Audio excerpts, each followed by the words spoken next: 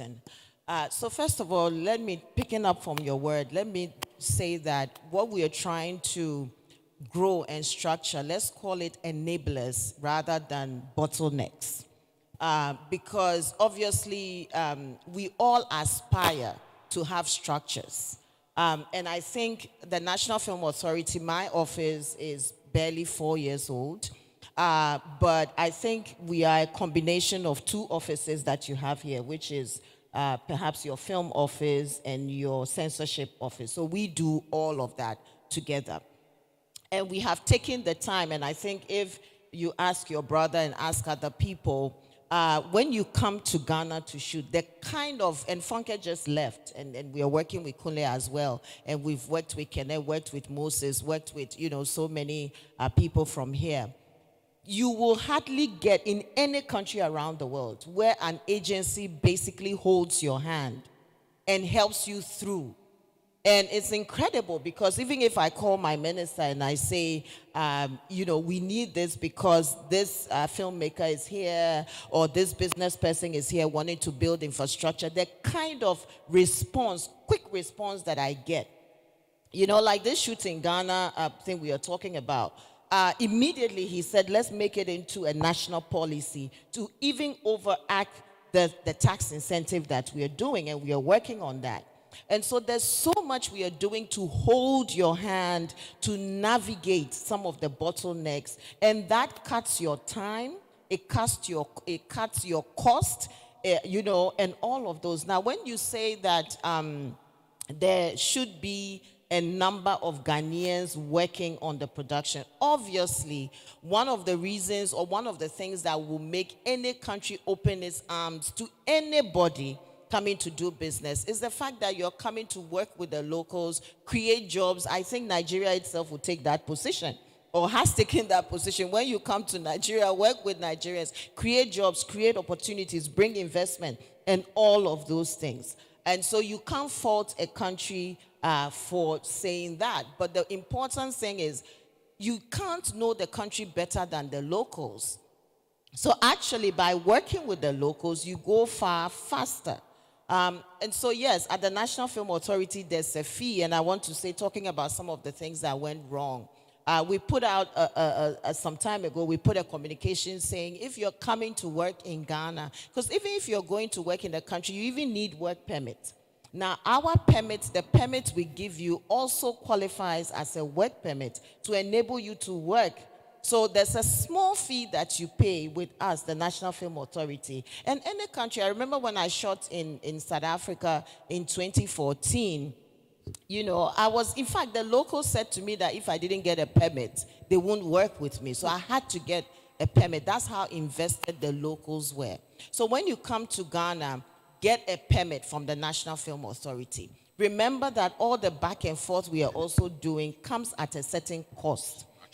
Which we are not charging you for, we are enabling you for. So what we charge represents work permits, it represents your ability to work, it kind of covers the cost of the material we get for you and all of those. But it's a very small percentage of your production budget for the value, overall value that you would get. I think she deserves a very thunderous applause. Yeah, it's been a very worthwhile engagement. I'm sorry, time would not permit us to go further. I have, a number of other questions I'm going to be asking her after this session. Thank you very much, Juliet, for coming to Nigeria. But I'm not going to allow you go back to Ghana until you experience Lagos hospitality, because I want the Honorable Minister to be our ambassador when you go. Yeah, Nigeria is, very beautiful. No kidnapping, no nothing. I'm sure that you've been walking freely. Lagos is beautiful. Thank you very much. Thank you so much. So we're gonna get a photo up.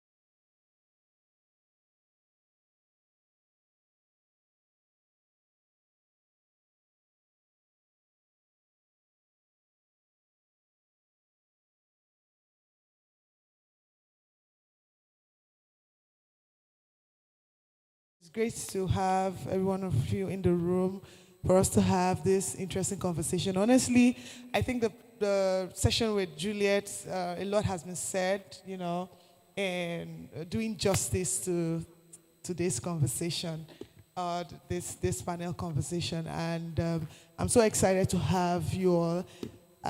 Pretty much, Amma, hi, how are you? Do you have a mic close to you? Okay. So we just quickly run through introductions, tell us you came all the way from Ghana, and yourself and Francis. I'll take Amma first, then Francis, and then of course Moses and Femi. Then we get straight into the conversations. Thank you. Okay, hi, hello, good morning. Thank you so much for the invitation and the warm welcome so far. I'm loving Lagos. It meets my expectations. Okay, so I'm Amma Ablode. I've got my full government name is Epiphania Sarah Amma Ablode. They just call me Amma Ablode. So I'm the creative director of Push Studios. So we're into media and marketing based in Ghana. I arrived this dawn and I'm excited to be part of this summit. I'm looking to network and to create business and friendship moving forward. Thank you. Thank you. Francis? Hello, my name is Francis Y. Brown. I'm the creative director and also the founder of Animax FYB Studios. Animax FYB Studios is one of Africa's premium animation hub based in Accra. We work in 2D, 3D, and also visual effects for films. I'm happy to be here, and I look forward to connect with you all. Thank you. All right. So I will just quickly introduce, ask Moses to introduce himself, and then Femi as well. Hello, everyone. Good morning. My name is Moses Babatokwe. I'm the Group CEO of Now Media Entertainment Group, a new media entertainment company headquartered in Lagos, Nigeria, focusing on the film value chain, exhibition, distribution, and production, as well as a foundation to give back in terms of knowledge and information sharing on the film industry. Thank you. Femi? Good morning, everyone. My name is Oluwafemi Ogundoro, the CEO of Maxima Media Group. So it's an integrated media marketing communications group. So we have an agency, we have production and platforms. We also have a TV station on StarTimes platform. All right, thank you. So everyone on this panel pretty much, we have Nigerians and Ghanaians, and what we actually want to, talk about is the collaboration. So Juliet has set a very good foundation for this conversation this morning. And essentially, we just want to, touch on the key issues because, there were actually things like Boyega said 10 years ago. I was working actively in distribution, and I used to manage some Ghanaian producers. So I used to frequent Accra as well because, yes, I commissioned also some Ghanaian producers. I was working with an international distribution company at the time. And the key thing for me as an acquisitions manager then was that when I am acquiring content, for the sales team, you could hardly differentiate between Nigerian films and Ghanaian films because you have both actors, you have directors, you have that collaboration. So when I'm presenting a catalog as a Nollywood catalog, and there are films from Ghana, actually everybody takes it as the same, right? But we've moved away from that. And I think it has impacted also negatively to both industries. And that's why we actually want to talk about this. I'm going to start with you, Femi, because Femi, I know you do a lot in Ghana. Many people in this room will not know, but as far back as 2011, right, I remember when we were in this COP in Accra, right, and producers from Nigeria all went to maybe like 50 producers, and that's actually where MCOAN, which is one of the major producer associations in Nigeria today, it was actually better in Accra. That's what a lot of people don't know, yes. So, and I was also happy to be there, though I'm not a producer, but I was part of, seeing all those things happening back over a decade ago. So Femi, can you just take us through that story and why we are no longer at that place where we are doing a lot in terms of collaborations between Nigeria and Ghana? Thank you, Jama. I would say I'm really impressed with the honorable minister and the delegation from Ghana. As he was delivering his speech, I was just thinking about all we went through in trying to cultivate the market. I think my first time in Ghana would be 2006, yeah. And then I was part of the project that brought about the likes of Lydia Forsin and the rest of them at the time. Fast forward to about 2010, we got registered as a business in Ghana. Yeah, we went through the works, getting Ghanaians to be directors and the rest. I think 2013, because, Ghana, I'm really impressed with the market. Ghana, yes, I'm very impressed with what has happened, because Ghana was like way back not as developed as they are right now. And they're very deliberate in, bringing all of that together. Nigerians would go in there, TV producers, film producers. We went in there, produced different things. In 2012, 2013, we did an activation in partnership with VARSAT-1. I'm sure you can remember VARSAT-1. I think we sunk in about $150,000 at the time. We lost the money. It was very difficult getting sponsorship at that time because we were not, locals. You go make presentations, they love the idea, they saw the numbers. We had activations across board, Tamale, Cape Coast, and the rest. But then I feel Ghana as a market just wants to protect what they have. Is it a bad thing? I don't think so. Just like Juliet mentioned earlier, it's about structure. It's about ensuring that you follow the due process. And I know that we were doing a lot of drama series, because we flew in Jocelyn Dumas for one of our productions in 2015, Alison's Stand, just so that we could create that collaboration, But then, if the government first needs to create that enabling environment, one. Two, the people also just felt like, Ghanaians, you bully us so much. Yes, Nigerians are very proud people. Sorry, who is the bully? Nigerians, of course. Nigerians are very, wherever Nigerians are, you can feel it.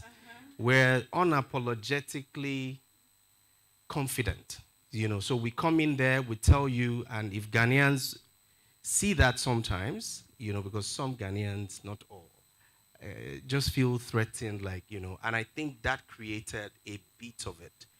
But, I don't want to delve into the issues, but I think I'm excited to see that finally some of the investments that we are making there can, because we still run Maxima in Ghana. We have a COO in Ghana. We had for the Food Bay TV has been producing in Ghana. We had an activation in Ghana about 2 years ago for street food. So we have Street Foods Niger. We have Street Foods Ghana, which is the Ghanaians just don't want that thing or content to be completely foreign. And I don't think it's a bad thing. So global marketing strategy might not necessarily work in the market. That's what we have seen.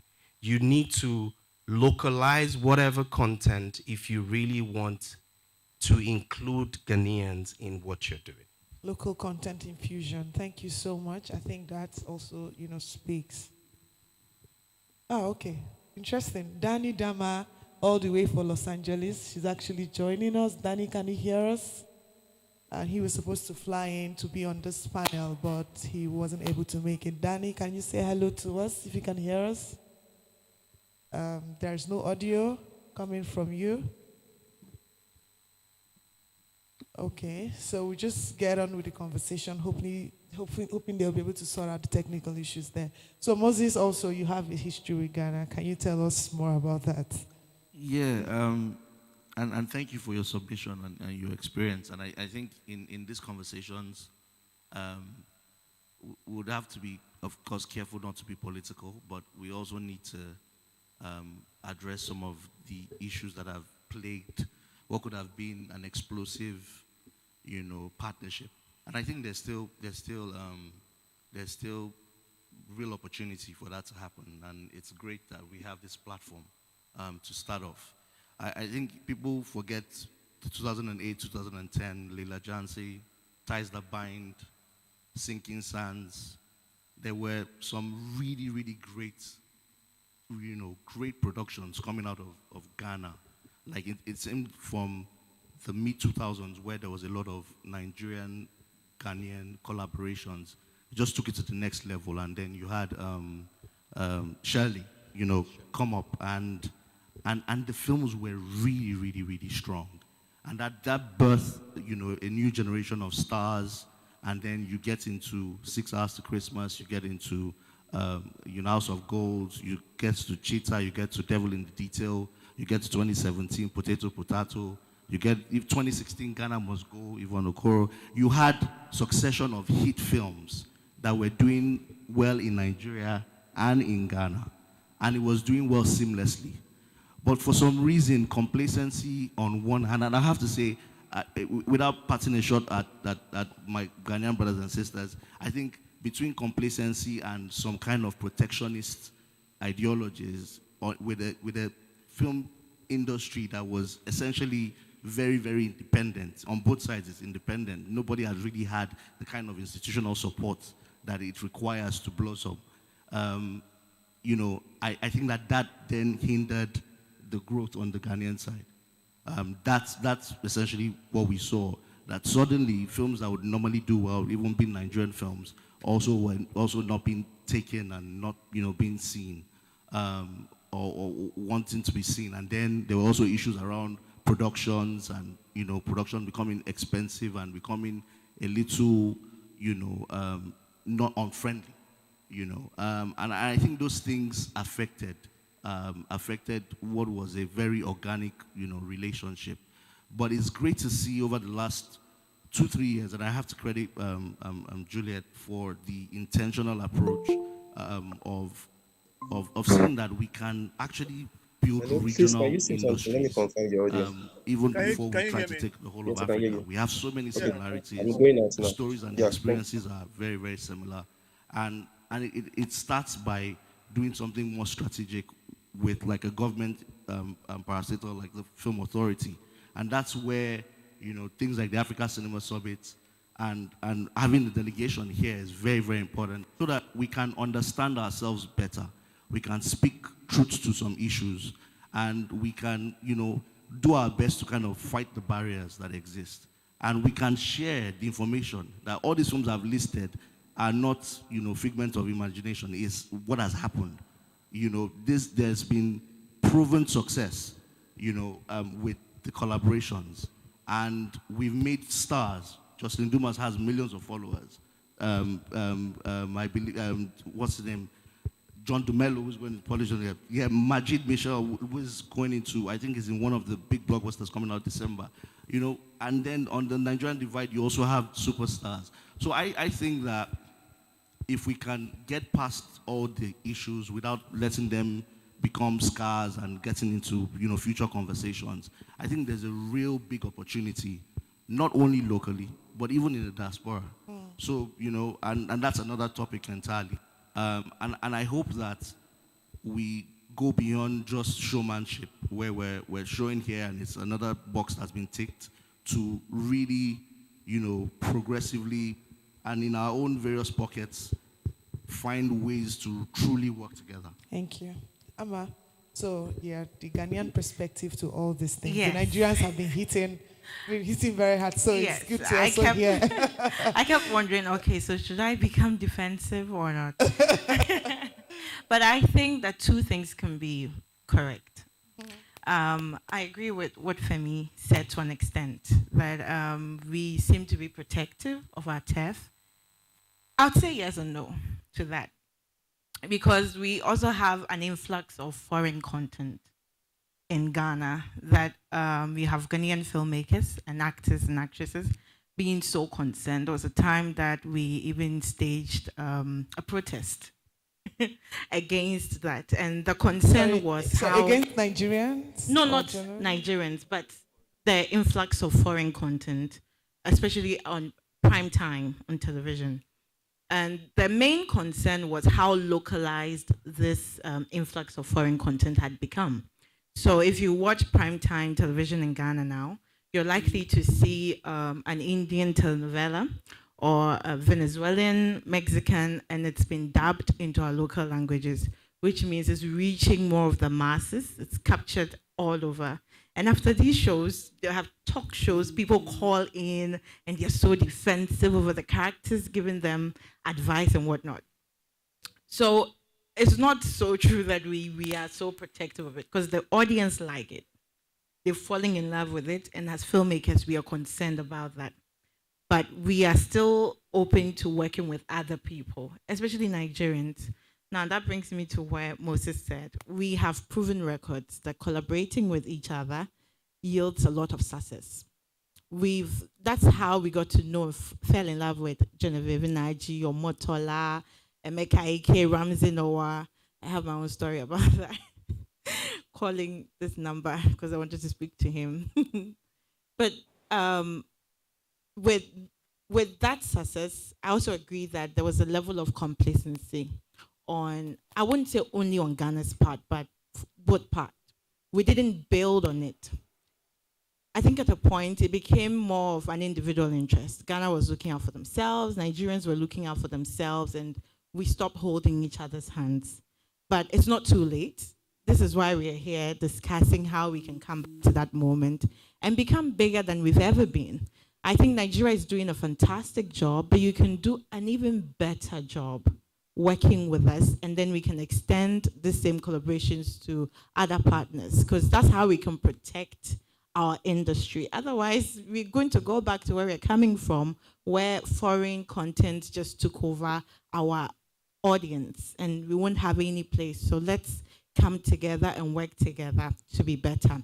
Now, Nigeria has also been very protective of your market. I have so many experiences from close friends, colleagues, and senior colleagues, some of whom you've mentioned here, that I know firsthand, some of the challenges they've had trying to come to Nigeria, and also in other industries as well. Actually, the other industries affected a close family as well. So we know that when it comes to business, everybody protects their market. This is a challenge that we are having. The film industry is suffering this. The music industry complains of that as well. That Nigeria is, like Ghana accepts and soaks in everything from Nigeria. Yes, there was a time where you hear Ghanaian say mama instead of mama. We say mama, but now we're saying mama to Fiakwa. We said everything. Nigerians really, you got to us and we absorbed everything that you gave us. We want to be also to give you some of ours, and then you can give it. Let's share it, not just jollof. Let's do more than that. All right, thank you so much. I'm going to come back to you. Have a question, but let me take Francis. Let me take your perspective on this conversation. All right, it's a very interesting one. As Moses said, it can easily become very political, but I'm coming from a different industry, which is more about animation, and it's very budding. It's a budding one on the continent. And one thing that I've realized about it is uh, the players that we are in that particular industry, we are quite inward, where we are chasing something that is the word the first. So it makes us not look at ourselves in a way where we see collaboration. We want to be the first to have broken the boundary, first to have collaborated with this big studio, that studio, this studio. And all of these people are very Western and also foreign studios who do not also give us the leverage or the chance to build our own distribution channels. We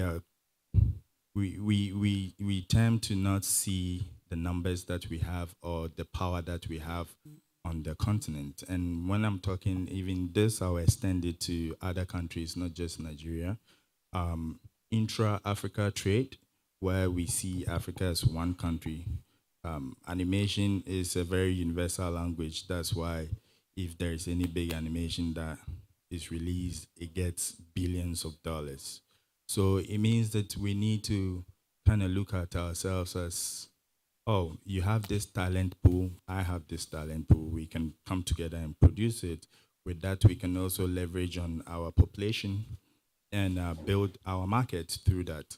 But we want to be even a singular studio, one studio that made it happen from our country. And this has been the case with a lot of Nigerian studios from my point of view. Uh, I've met with Nigerians a lot. I've worked with a lot of Nigerians. As Julius said, in my studio, about 60% of my workforce is from Nigeria. That is how much I love Nigerian talent. But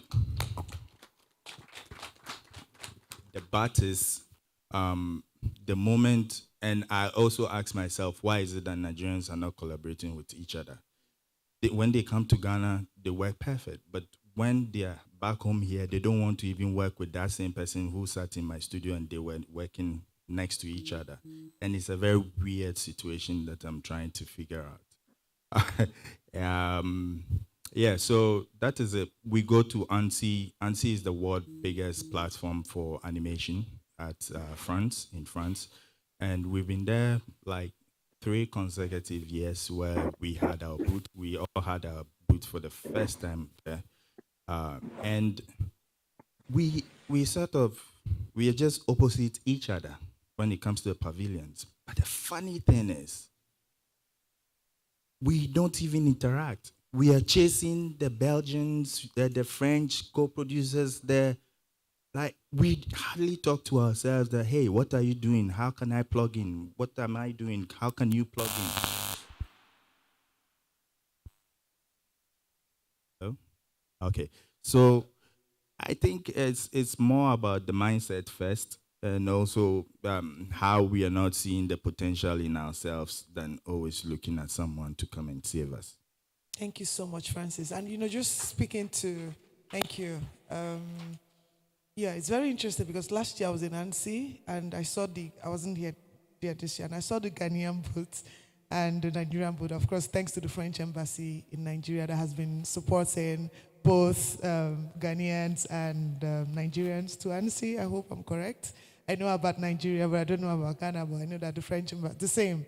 Oh, wow, that's the guy over there, Christophe. Thank you for the support of the French embassy, helping the animation industry. But, yeah, just speaking to what you said, I actually noticed that there is no, everybody's just doing their thing. And I'm a very strong proponent of Pan-Africanism because we can't, Africans go to Cannes, go to America, go to Berlin, go to Annecy, and, at the end of the day, just 1 hour flight from here, and there's nothing is happening. It doesn't, So, and whoever divided Africa into East, West, North, and South, we still need to question that because at the end of the day, they have actually put both mental and psychological boundaries that have not allowed us to work together. And that is the reason why we're having this kind of conversation. Like you rightly said, Juliet, if we can everyone in this room, trend Nigeria-Ghana collaborations, I think we can actually start to use the power of media to begin to correct some of these things. Juliet, you want to say something before? Oh, sorry, we have Danny from LA. Danny, can you hear us now? I can hear you guys. Can you guys hear me? Can we have audio for Danny? Can you guys hear me? No, Hello? we can't hear Mic you. check, 1 2 1 2 1 2. Can you guys hear me? We'll keep Mic trying. check 1 2 1 2. Can you hear me? So Juliet, I'll come back to you again. Yeah. So we've been talking about. Of course, you've spoken extensively already in your panel, but at the end of the day, you are from the government, and we're trying to bridge that gap between the private sector and the industries between Ghana and Nigeria, and also to ensure that whatever happened 10 years, 15 years back, we're able to bring back that energy and begin to see more and more. Like I said, I also, I think I distributed Silver Rain. I'm not quite sure now, but in those days, right, you put Nigerian films and it has Ghanaian faces and Nigerian faces, and there's no difference. You can't even say this is a Nigerian film or this is a Ghanaian film, right? So it was so strong that our identities were the same. So, from your own perspective, what are the things, this is one of them, what are the other things that you feel should be done to bring back that collaboration? Thank you so much, my friend and my sister. The collaboration has begun right there. And I'm also glad to see my brother Moses on this panel. We have collaborated on so many levels. I think because you mentioned policy, I want to push it a step further and say we can also begin to push our governments. For instance, I'm glad that between Ghana and Nigeria, you don't need a visa. But for all of Africa, you shouldn't need a visa to travel across Africa. I know Rwanda is doing that. I know other countries. We are certainly working on that as well. Our president has said so for all of Africa. So that's important. I think just outside, I was talking to a gentleman who said he came to the All Africa Games and it was so difficult traveling by road. Both sides of the border. In fact, one of the film, this just to tell you how committed we are to this agenda. Someone from the film industry in the northern part of Ghana traveled all the way by road to come to this conference. I don't know if he's in the room right now. Yeah. Wow. That's how committed we are to this agenda. I'm yet to hear his story Can you hear me about now? how difficult it was to travel by road. So, sometimes it's even more Can you hear me now? difficult, easier to travel to Can you US hear me or now? Europe than to travel between Ghana and Nigeria. Luckily, we Mic have check, many mic check, flights mic check. between us. It's 40 minutes. I remember there was a time I was going to Cameroon Can you hear and I me? had to go all the way to Ethiopia to come back to Mic check, Cameroon, mic which check, is on mic the check. west coast. And it took me over 12 hours to travel to Cameroon from Ghana. So I think that these are some of the things that we need to push as well to say that, the Africa Mic Continental Free Trade Agreement is around. check. What Hello, can you hear else me? can we do? So I've already spoken about Can you hear me? collaboration amongst the film space and what we can do. And my esteemed panel have also touched on that. So I just wanted to touch on this bit from policy side of things. Thank you. Yeah, so Francis, Can you what hear would me? be the way forward for you in terms of resolving these things and, creating that environment, that energy where Nigerians and Ghanaians, what would be the next step for you? The next step actually is multi-layered. It's not a one-way thing. So from the governmental side, which is not just Hello, the mic check, one, two, Ghanaian one, two. Can you government or hear the me? Mic Nigerian check, one, government, two, I one, two. think Can you hear me? ECOWAS Mic check, or one, two, one, two. Can you even hear the me? whole of AU, we need to Can you hear me? really Mic take the check. after policy serious, where trade within Mic check, ourselves mic check. Can you becomes hear me? easier. Mic I check, need mic to check. Can you be hear me? I can able hear. to travel to Nigeria. Like I need to be able to pick my bags and just, yeah, I'm coming to Nigeria, I'm coming to meet a friend or a studio to discuss. But this is a case where every 2 seconds or every 3 minutes, the airfare is changing. Like literally, I had to pay about $1,000 to be here for flights, and it's just about 45 minutes. So when you think about some of these things, it discourages you, you know. So that is one thing. And when it comes to the artistic side, like individuals, I think we have, as I said, different talent pools. My friend Ayodele from Spoof Animation asked me one time at ANSI this year that, hey guy, how is it that Ghana is always getting official selection at ANSI and we haven't gotten one? And Nigeria is known to have all the talent, right? So it means that there is something in particular that maybe Nigeria is not getting right, but Ghana is getting it right. So we would have to sit down and see where. And I see a lot of technical guys too coming from Nigeria, like super talented technical artists. But in my perspective, I think the reason why we are not getting selections for Nigeria is because of storytelling. So perhaps we all sit down and look at the pros and cons and also what we have and what we don't have, our strengths and weaknesses, and to strengthen the region first. Because it seems like on the West African region, Ghana, Nigeria is the strongest filmmaking countries. So if we're able to strengthen the region, then we can use the same template and cut it across the other regions. Thank you so much, Femi. Thank you, Francis. That was quite insightful. Femi, what will be the way forward for you? For me, I would say I think the honorable minister is here.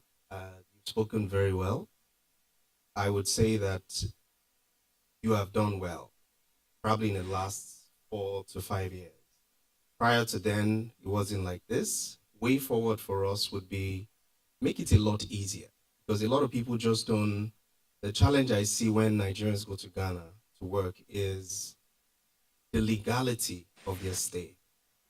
For us, we got to Ghana, we got registered the normal way, we're paying taxes there. For me, I have Ghana card. But it costs a lot of money to do that. To do that. So regular guys that are creatives cannot afford it.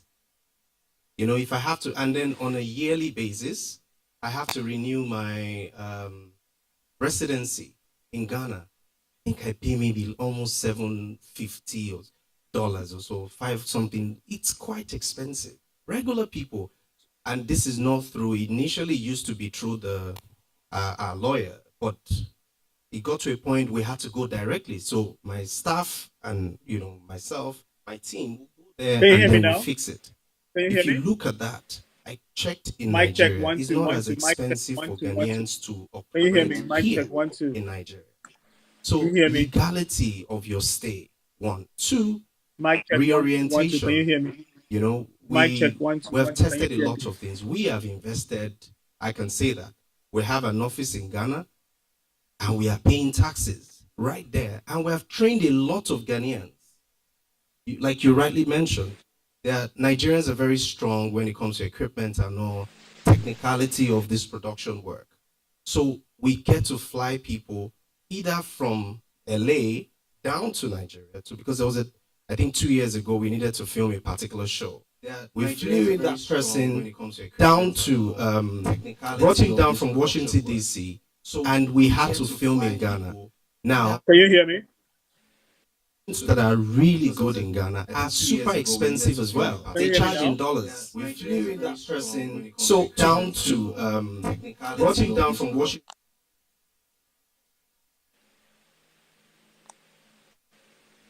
Can you hear me now?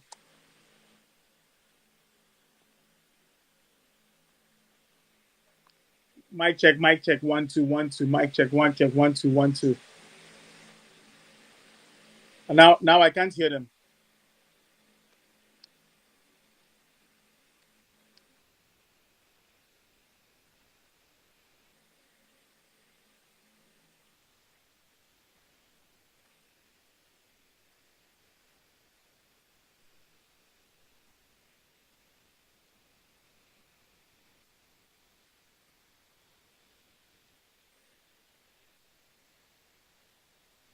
Oh, cool. Hello, everybody. Now you guys can hear me, but I can't hear you guys. So I'm not sure if there's a question or not. Abigail, if you can send me. So I mean, the major networks that would, and then like you also mentioned, content. You have too many. You have local content, but then why don't we have more Nigerian content there instead of the telenovelas on Max TV or on this TV station? So if we can really collaborate with Nigerians and then drop those taxes, I think things will work. Thank you so much. Thank you. Danny, can you hear us now? I can hear you guys. I don't know if you guys can hear me. Okay. So if we can you hear me? Collaborate with Nigerians and then drop those taxes, I think things will work. Thank you so much. Thank you. Danny, can you hear us now? I can hear you guys, but can you guys hear me? Yes, we can hear So you. if we can you hear me? Collaborate with Nigerians and then drop those taxes, I think things will work. Thank you so much. Thank you. Danny, can you hear us now? Okay, unfortunately, we're having. I can hear you guys, but can you guys if you guys can hear me? Yes, we can hear So you. if we can Can you hear me? collaborate just- with Nigerians Can we and just then drop take those off the taxes, I Zoom think because things it's giving us. Thank you so feedback. much. Thank you, Danny. Can you hear us now? Okay. I can hear you guys. Yes.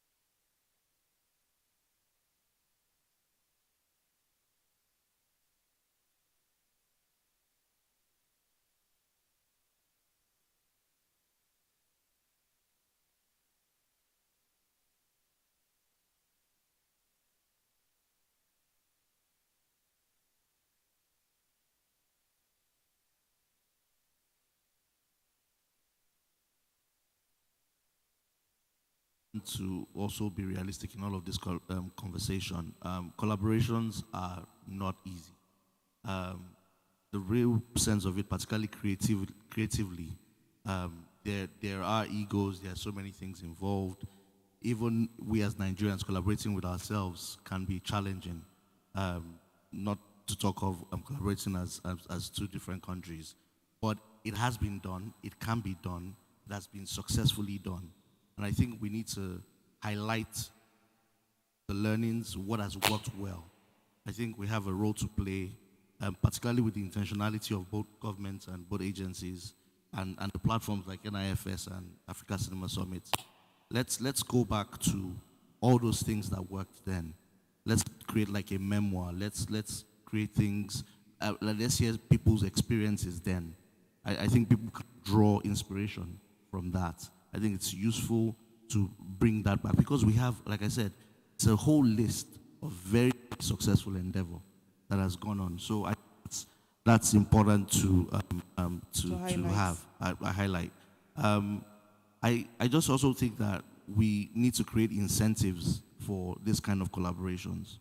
And again, it's for us to figure out how to make it work. But lastly, let's work to our strengths. I think in Nigeria, we've done a good job in building out platforms, particularly the theatrical space and the cinema space, where we've built out the experience, the expertise, we've built out the industry that has become really, really regarded in Africa through a solid local content demand.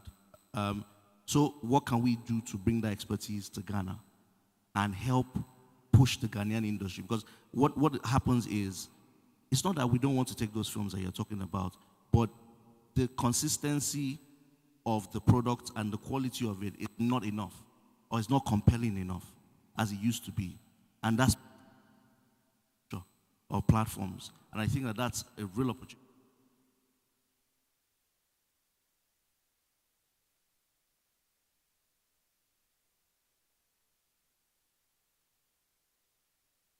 Thank you so much. It will benefit both. At the end of the day, what we are looking for is what will benefit both industries. And I think that the Ghanaian films that are not being shown in Nigerian cinemas, right? It's also like a market for revenue that is actually not being tapped, right? Because if Nigerian films are being released in Ghanaian cinemas, you would expect that the same thing should be happening. But I remember Potato in 2017 had a release, here. I don't know what the numbers were. Picture perfect. Perfect picture, yes. So we've got actually a history and a trajectory. So it's not like we're even trying to start something new, no. But we're just saying that let's get to that point where we'll begin to see Nigerians and Ghanaians in the same movie, and then at the end of the day, on the business side, both on the creative and the business side, we are making our bond stronger, and it will definitely go a long way to impact both the industry in Ghana and in Nigeria. So I want to say thank you. I hope you were not, the conversations actually touched on the major issues that we're trying to help in terms of collaboration, bringing collaboration between the two countries. Unfortunately, we are not able to take questions because our time is up.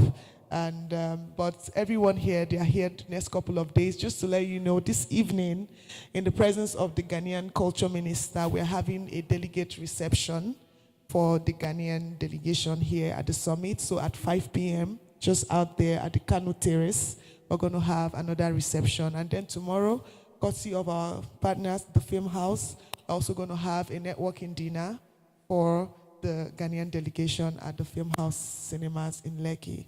So please make sure that we make the most use. It takes a lot to put this together. So please, let's make the most use of this platform for networking and connecting with each other. Thank you very much. Thank you so much, IJ, and thank you to our dear Ghanaian delegates.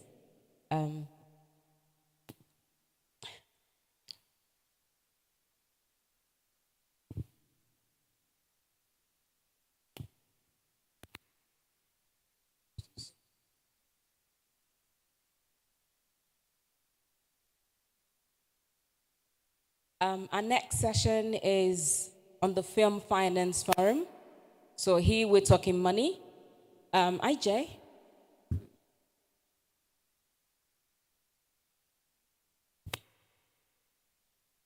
So our next session is on the money matters. I just need to confirm everyone is here. V. Okay. So this is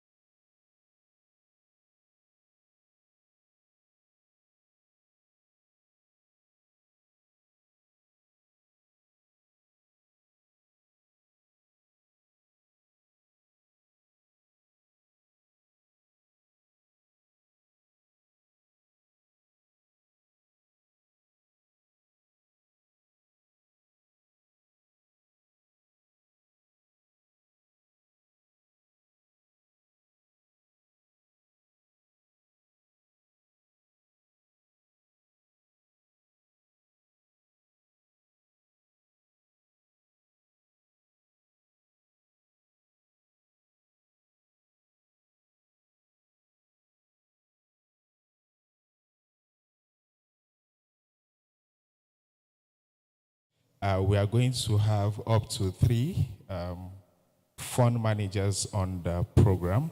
They would have a fund manager committed to the technology ecosystem.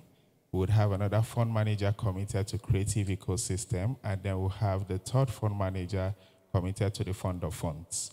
And the goal of having to have the different fund managers is such that they can focus on the ecosystem and there will be inclusiveness. No ecosystem will outweigh or outshine the other. So that is the idea around having up to 3 fund managers to manage different portions of the fund.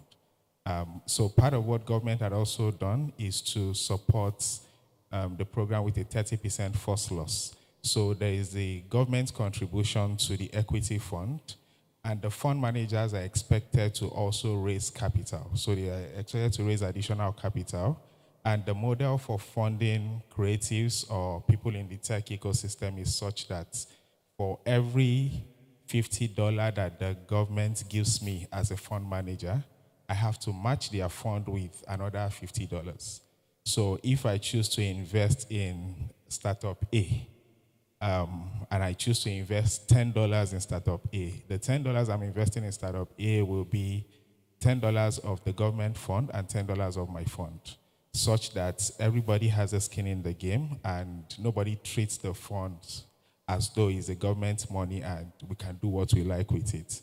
So there's the government contribution, there's the fund manager's contribution. They must contribute a percentage into that fund, and they must raise additional capital from private sector, high net worth individuals, or any interested investor that they can find. So it is compulsory.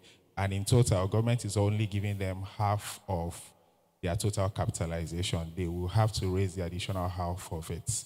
So that model is to strengthen the whole process, the fund, and make sure that there is sustainability.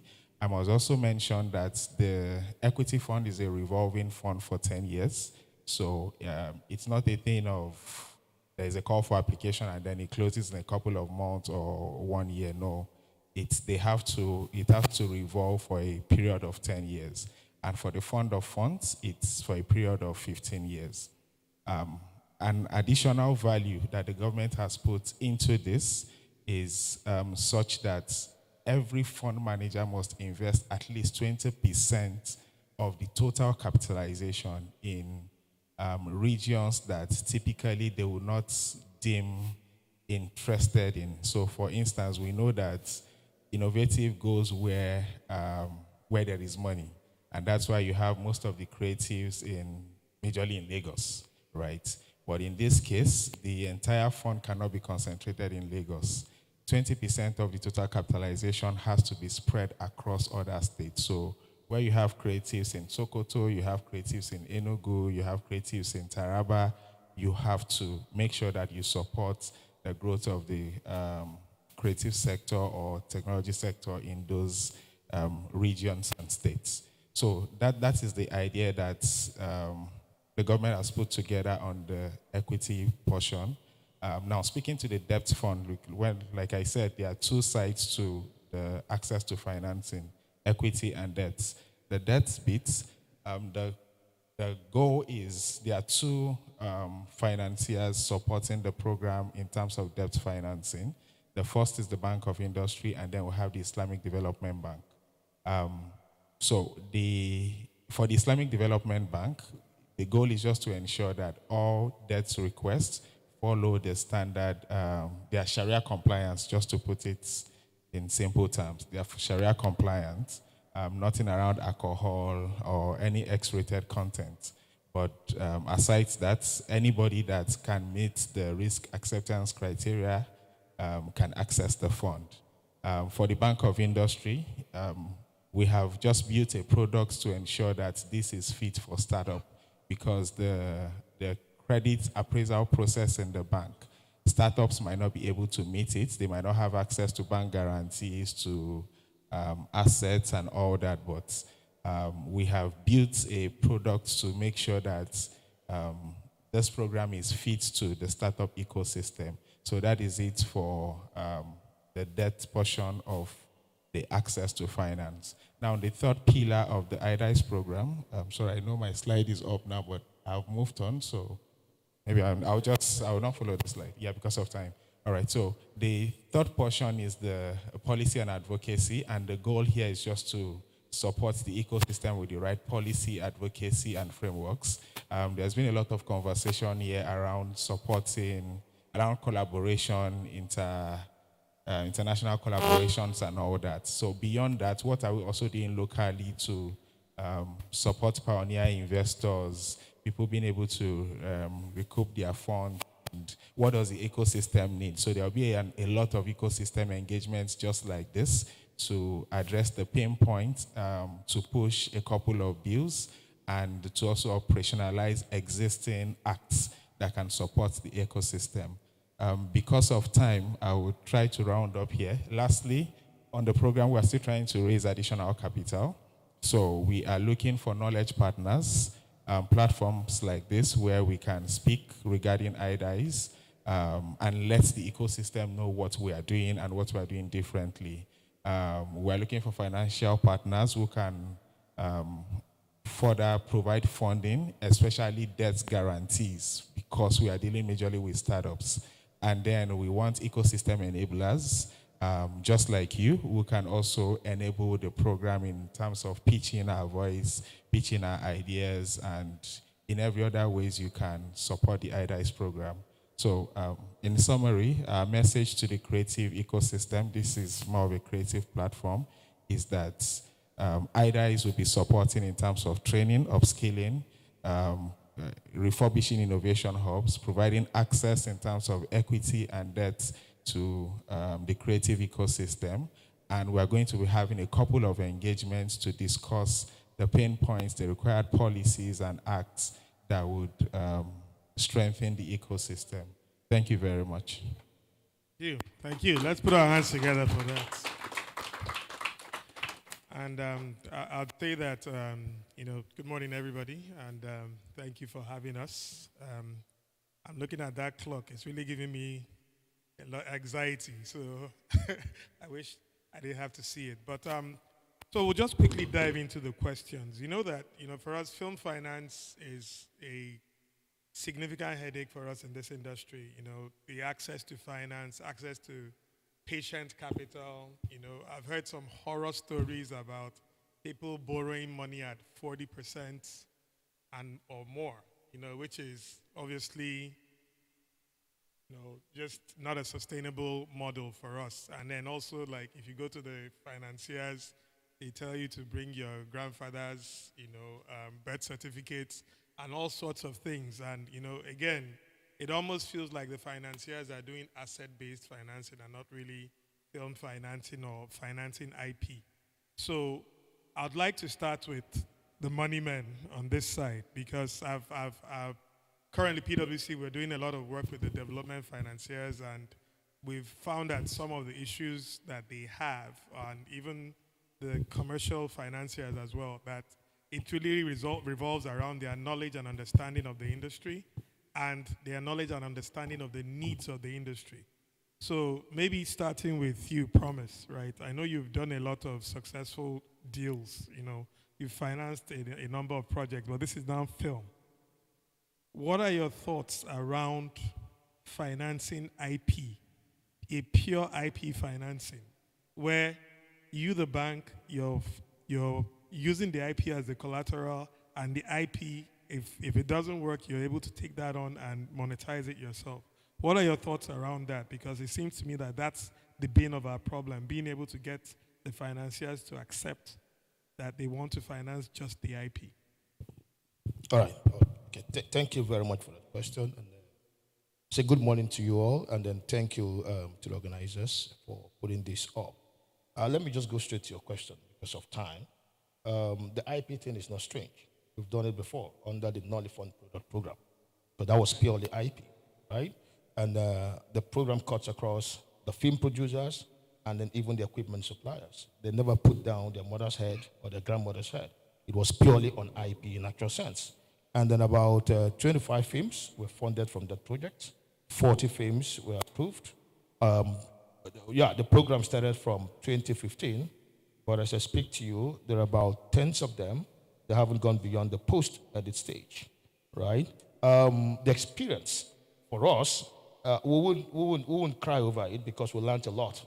Because if you're going to be funded a particular industry, you need to play in that industry and then also learn from industry players as well. So the Knowledge Fund Product Program is a test run for IP financing. Yes, it didn't go down well, but there's also success stories, within. And the success stories of some of those are those who are like Queen Amina is a success story from it, and then about the number of them, including the Oprah Williams films, right? So the moment they finished paying the loan, they were handed over the IP. Okay, so it's not a strange thing for us, and we're still going to do it. Right now, we're trying to work around film funding because I would say that the Knowledge Fund Product Program was actually funding that was focused on maybe small scale film, if I may use the word, right? What we'll call is it a mid capital film, not high, okay, low budget film or mid budget film because it was about 50 million naira was the max, right? Right now we're ready to go beyond that, okay, but then we also need some art to be able to back us up because people walked away from it. We're not holding them by the balls, except for the credit bureaus who are intervening on our behalf. Okay, so there has to be an act that will actually strengthen or encourage us to do more of the IP finances. So let me leave it there. Yeah. Great, thanks. I don't know if it's, and I guess when we get into the question and answer session, it's something we'll talk a little bit more about. But if I hand it over to Kenne, as you know, I know you've been a producer, and you and I have worked on a few projects together. Is that the view from the producer's side that the banks are willing to fund just IP on the basis of the strength of IP, and they don't expect any other collateralization to be able to support that? Good afternoon again. Yes, I would agree that the banks are. But I have to be honest, I'm not sure that I am the best representative of the average producer in the market looking to raise capital for their film. And the reason why I think it's important to put that disclaimer out there is at the level that we operate in, I mean, obviously, given where we're coming from, the way in which we deal with film financing is somewhat a little bit different from an individual producer's viewpoint on one project or two projects. So primarily I would agree that yes, that I think generally producers that at least we interface with do believe that that is the case. Having said that, the challenges are real and obvious that a lot of producers deal with. I think first, Chijoke, the one thing that I have to say is that sometimes these conversations, like they're boring. If I'm being honest, from a creative and a producer's point of view, it's tough to consume. And that is just because we have to be honest about the understanding and the perspective that most producers come from. It's a very difficult thing to comprehend given the vast complex structures of financial institutions. And because many a times we're either not as willing to take the learning to do it, or the worst part is we're not willing to pay people who have the understanding and the expertise to workshop it for us, we tend to go into conversations or we tend to go into situations that are extremely difficult for producers to get out of, especially predominantly with debt. And so, back to your question, and I can speak a little bit more about that. But again, from our lens, let me put it this way, our own problems are different. Mr. Problems, you understand, like we are in a slightly different category than with most individual producers. But I do generally think that producers these days do understand that they can walk into the bank and access capital. Now, how they access it and what number of limbs they have to cut off to be able to access it, that is a different conversation. I'll say thank you for that. So, because we're still going to get questions from the audience to kind of give a sense. because we do get the sense that at times, these financiers are focused on their traditional financing models, which would typically expect that there's some kind of assets or collateralized financing. So it's good to hear that. It's good to hear that. BOI, for instance, is looking to go down that path, and it would really be interesting to also see other financiers, kind of go down that path as well. But if I were to switch to a development finance institution, so I have Zach, my good friend here, from the AFD. Zach, just to look at, AFD as an institution, we've been talking, film finance is something that I'm assuming it's now a focus for you, or at least financing the industry, and obviously film is part of it.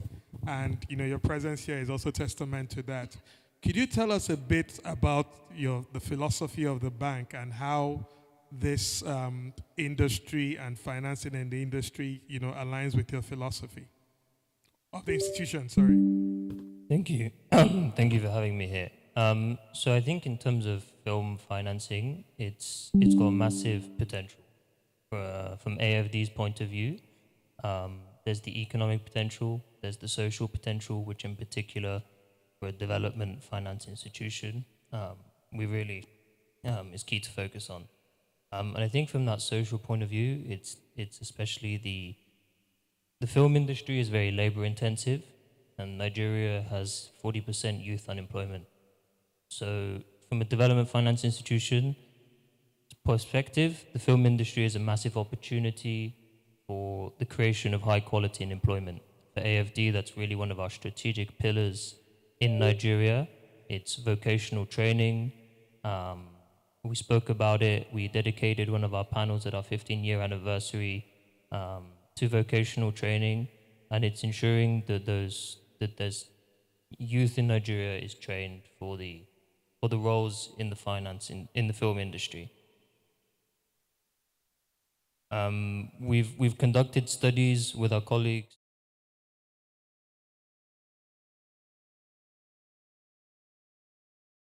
And those studies within the IDICE program to focus on other areas of the film industry, and really the potential is there. The studies really show that the potential is there.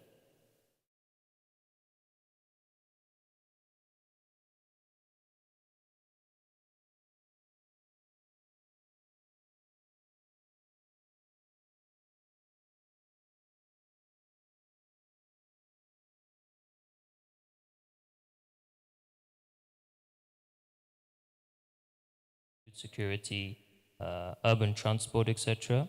But I think, as I mentioned, with the economic social potential, it really aligns with our development goals, and those development goals are the economic social development, but also leveraging private finance. And I think the role that AFD can play in leveraging that private finance is twofold. Firstly, you have sort of those long-term actions and projects. So it's looking at developing that critical infrastructure, developing capacity, and developing governance improvements. I think in the previous panel on Ghana and Nigeria, lots of the conversation focused around many of those governance issues, whether it's signing up in terms of travel at a lower level in terms of getting the right permits in place. So I think we can focus on those three areas, but then also in a more short term, we have financial tools which make the film industry more attractive to the private sector. So the benefit of development finance institutions and AFD is that we have concessional, very long-term financing. It's not commercial financing, and so we're able to make the industry more attractive. And then, for example, within the IDICE project, as the Bank of Industry was discussing, it's having these tools which enable more inclusive, more sustainable finance. So I think that's really the aim from AFD's perspective, is how can we mobilize private finance, because it's the deep pockets of private finance and ensuring that they are the ones that really provide sustainable and inclusive finance rather than relying on development finance institutions in the long term. Absolutely. And thanks for that. Do you want to? Yeah. Private finance.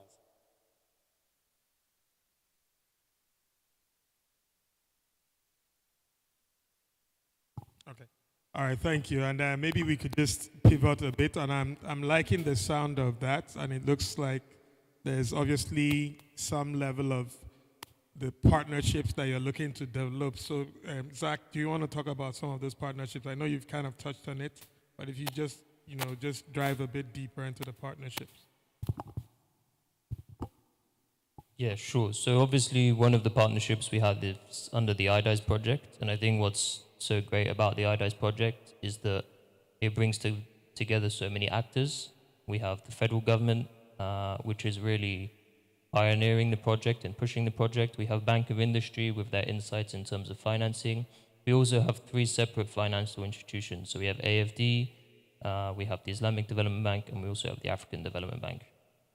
So yeah, I think there's the partnerships we're looking to build. AFD focuses on financing government agencies.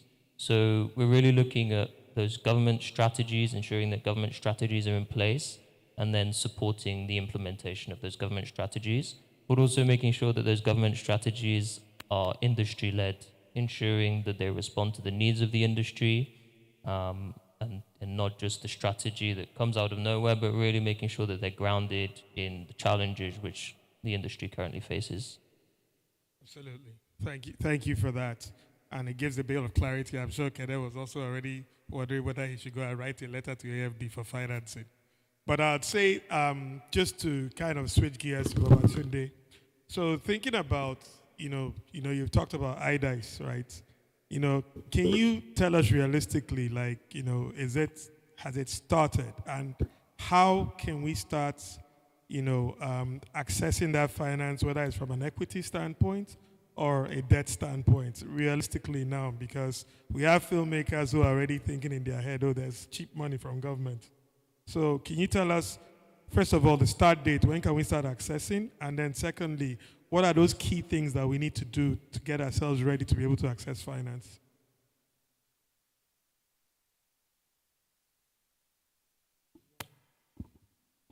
Yes, so if IDICE has started, I will say yes, right? Because we are supported by multilateral institutions, right? And how this thing works, there are conditions for accessing their funding, right? I must also establish the fact that this fund we're talking about, it's a loan from those institutions to the federal government of Nigeria and then to the Bank of Industry, who is the executor of the program. We're in the process of the regulatory phase of the program, right? I would say execution in reality would take effect in the next 3 months. And this is why. When I was presenting, I spoke about having fund managers to manage the program. One of the conditions from our financiers, and good Zach is here, is that we go through an international standard procurement procedure, right? And that takes a bit of time. So for the creative fund manager, for instance, we are at the expressions of interest stage, right? We have evaluated that result, and we need to do a final shortlist and have them progress to the RFP stage. So on the average, it takes about 2 to 3 months to get a procurement process completed. And it is at that point we can now do a call for applications and make it known to the ecosystem to say this is the fund manager that has emerged for the creative industry, and applications can start going to them.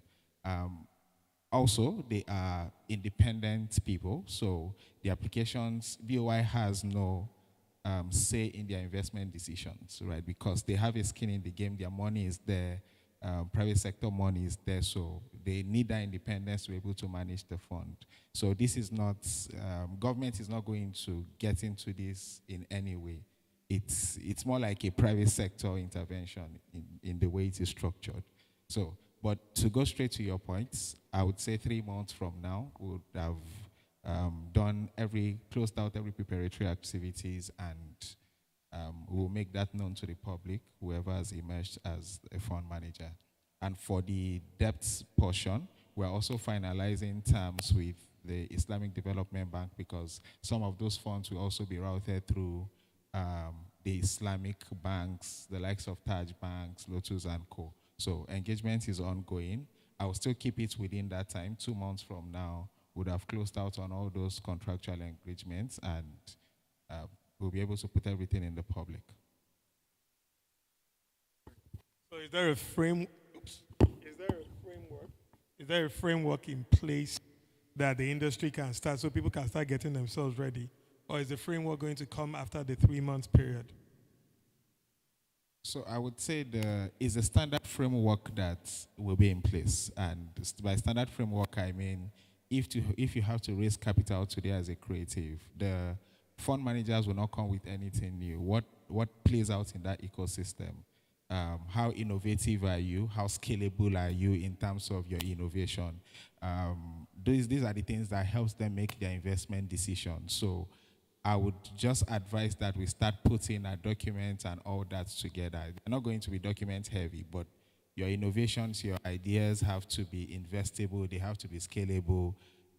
There has to be a good sense of innovation to them for anybody to be willing to invest their fund and time in you. So those are the conditions. Thank you for that. I mean, that's really music to my ears. And I'm sure you'll be hearing from me as well. I'm going to move to you, Kenneth, because you've done some investment in film. And so perhaps for the people out here who are looking to also bring you in as an investor, now we're looking at it more from an equity standpoint because many times in the industry, it's either personal funds or friends and family. What do you look out for in a project that would make you want to invest? What's that thing that gives you that aha moment and you say, look, I'm going to invest in this project so that we can actually have some sense of what to do? Okay, thank you. So for us, the decision-making process around investing in any picture is the same, whether we are investors in it or whether we are just supporting it financially. It's the commercial viability of that product. And our sense of it, so look, this year, we probably invest directly just over R1 billion in content. That's our own content, right? But we also support projects directly that we're not invested in. So we're not a lender, just to be, we're not a lender, but we do make room on the balance sheet for somewhere around 500-600 million that goes into projects that we are not invested in. And that is purely driven as an investment vehicle. And so we look at it purely as the same rationales that we would use if we were investing in our films. What is the commercial viability of the film? And we will operate it exactly the same way. So it's no different. And the reason why we've been somewhat forced to do that is because we also have filmmaker partners who the industry produces, everybody's always raising. Right? So that's something that is very constant about the sectors. Whether you are tier 1 or tier 2 or tier 3, everyone is in some way, shape or form always raising because there are multiple projects that overlay over the time you're monetizing, by the time it goes to pay 1. So those funding cycles are true for everybody. And so the way we view it is that to ensure that it supports our slate, we are able to design structures within our balance sheet that allows for us to be able to support film projects. So you don't want to give us the expo, just a little expo, just to say, okay. No, that's you people's work, you see. And that's the thing. So, look, you remember when you were speaking, I remember at the beginning when you were talking, you said, sometimes producers are having to access finance at about 40%, and that is ridiculous. Well, the market is at 36%. So an additional 4% for an unsecured loan is not unreasonable. It is not, and I'm not holding brief for the funders. That is a Nigerian problem that we are all dealing with. But the reality of the market is that the market is at 36, 37.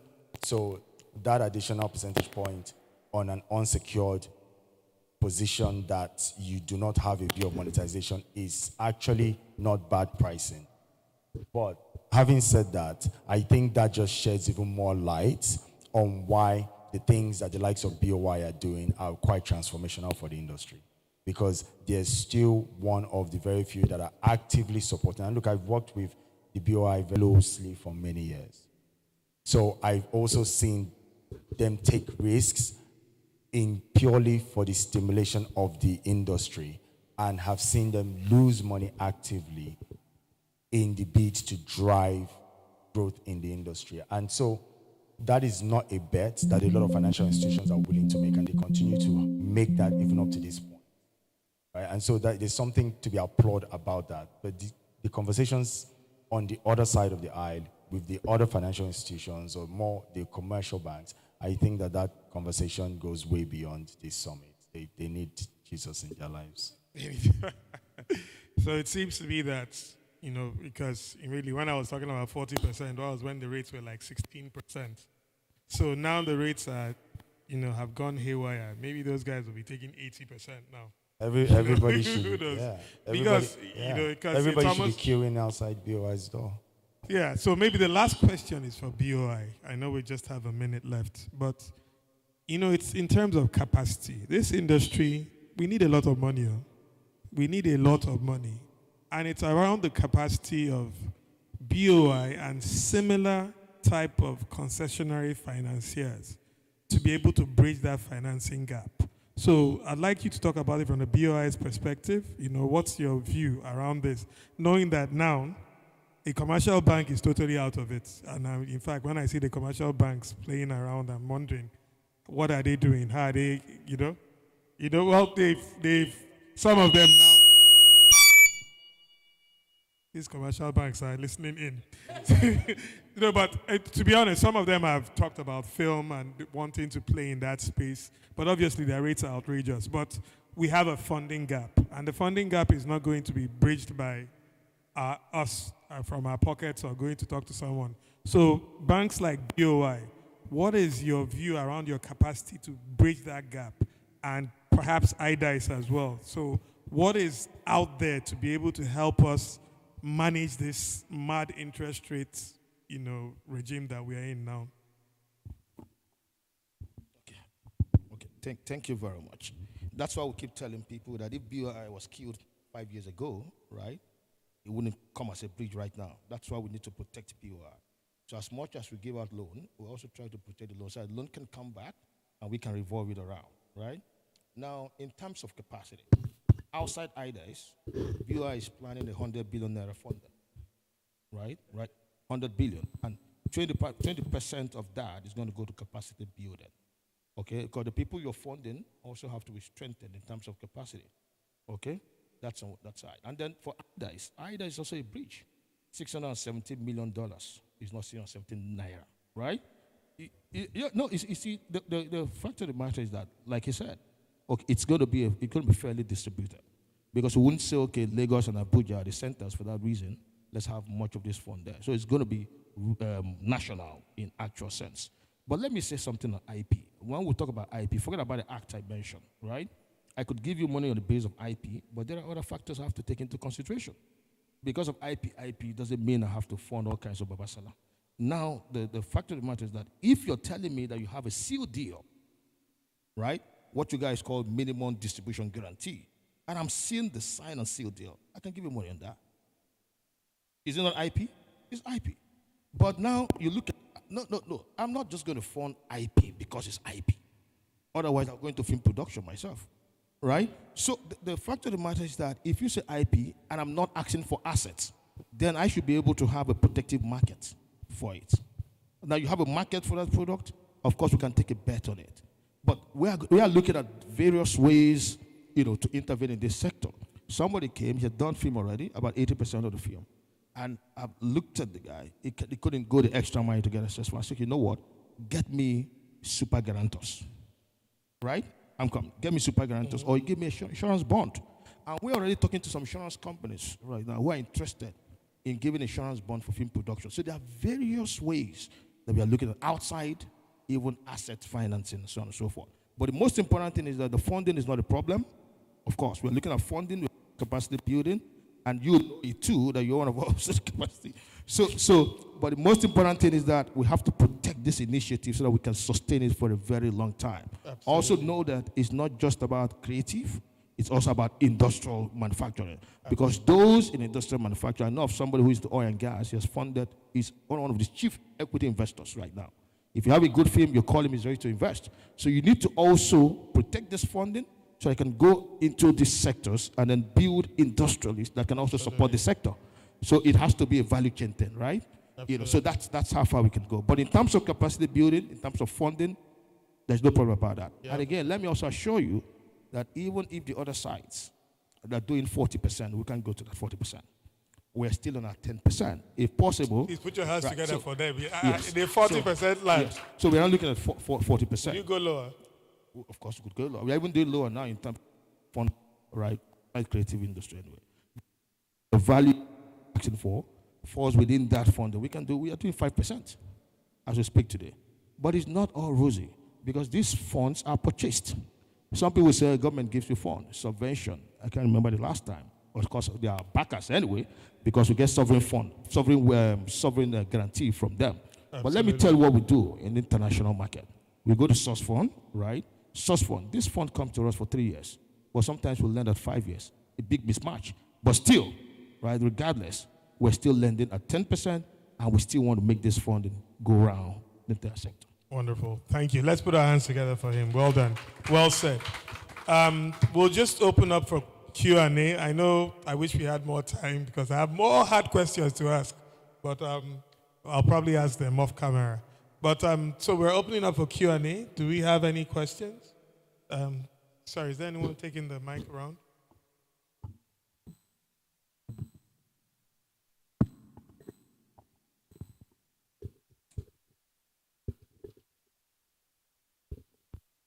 Good morning.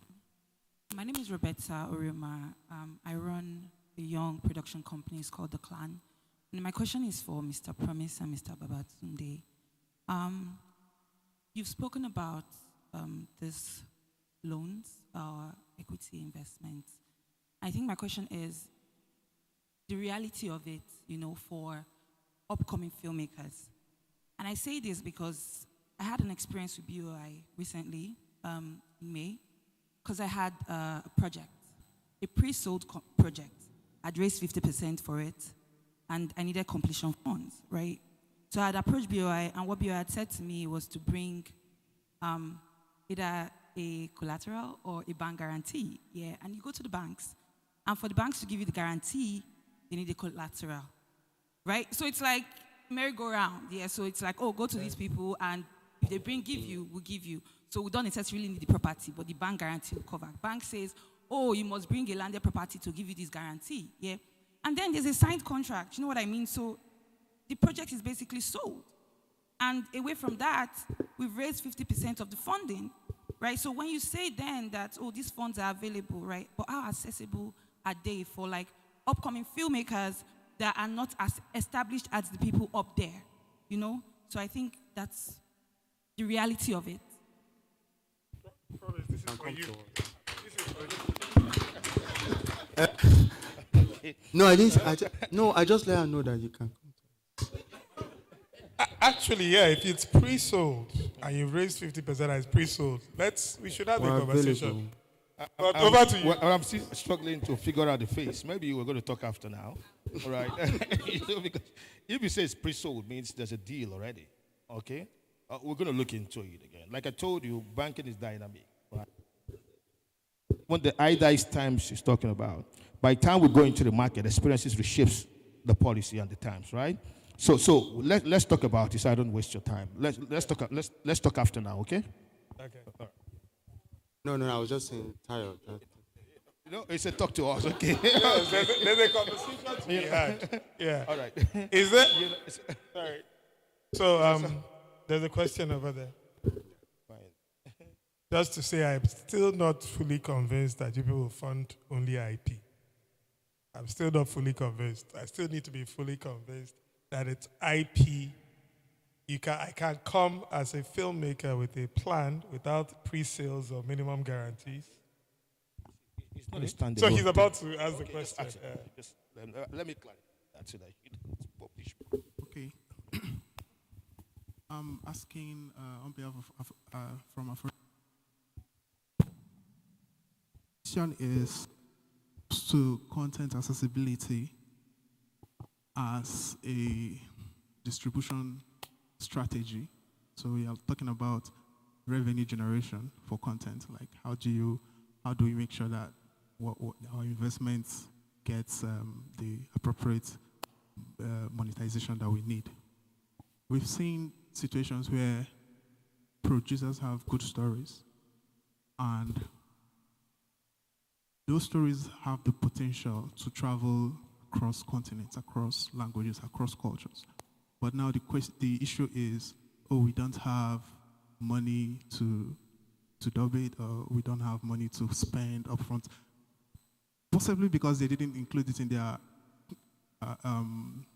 line budget during the production process. So is this something that you see yourself bridging that gap for such producers? Because, I mean, that could also help. Okay, I thought you were going to direct that question to Kenneth. Okay, so, I should. All right, so what you're trying to, the question you're trying to ask is about gap funding. We've already put in money, like you said, okay, and then if it's something we can bridge. Like I said, I just gave an example. That somebody had put in about 80% of funding to a film. We've looked at the film because you see, this film you guys know better. We also do our own due diligence behind the scene. It's not every film we're going to fund, right? But if we're sure that that film can travel far, and what you need is gap funding, of course we can intervene. Like I explained to you, I said that these terms are not static, they're dynamic. Just a week ago, we tried to reframe some of the requirements we're looking at in terms of looking at guarantors. Okay, we adopt guarantors during the Nolly Fund program. And by the way, we're still holding some intellectual properties of those Nolly Fund guys too, right? We release them upon payment. So we started doing about 10 years ago. So it's still something that we can still try. Like I said, no two projects are the same. So some of these questions, we're ready to take them even offline and then provide you better clarifications, okay? Thank you, Promise. So I'd like to say, this has been a very good conversation. I know there are many more questions, so please, they're all here. Hold them. Hold Kenneth. Hold him very well. Hold every other person. Don't hold me. And I'll just say that, let the conversation continue. I think, film finance is dynamic. Whether we have this conversation or not, we'll still raise money. One way or the other, we'll still do our movies and we'll still make money. So I'd say thank you very much, IJ, for having us. And thank you, everyone. Enjoy the rest of the session. Thank you so much, the Money guys. That was very insightful. I'd like to use this opportunity to pictures. Are they taking pictures? All right. I'd like to use this opportunity to introduce my co-compare.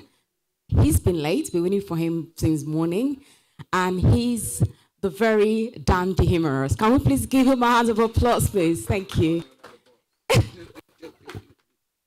So Dan will be taking the next session. We're calling out the panelists and also giving you some things to laugh about because, guys, something else. So Dan, can you please come forward and take the microphone from me? Thank you. Thank you so much, Joke, and your team. Thank you so much. Thank you.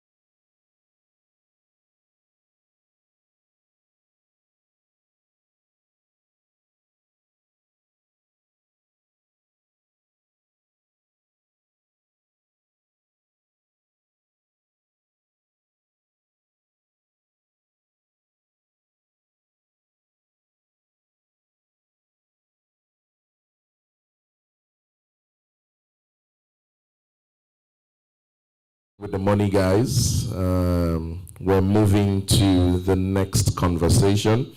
I'm sure you know by now that here at the NIFS, we bring up conversations that push the frontiers of the industry. And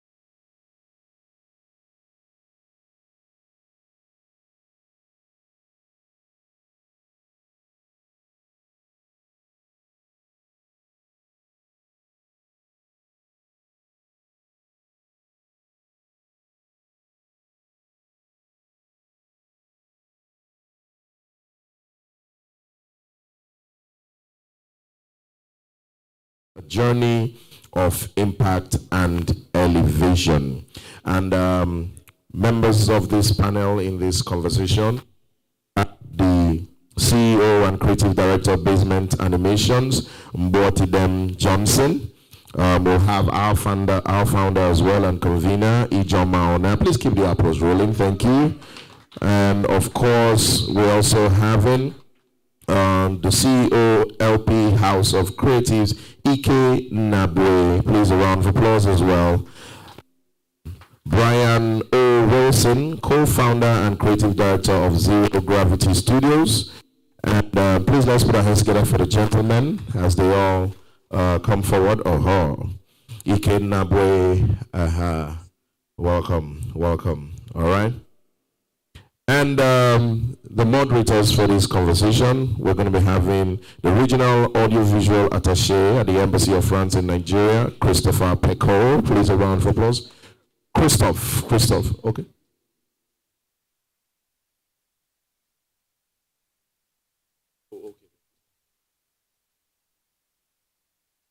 All right, welcome, Christophe.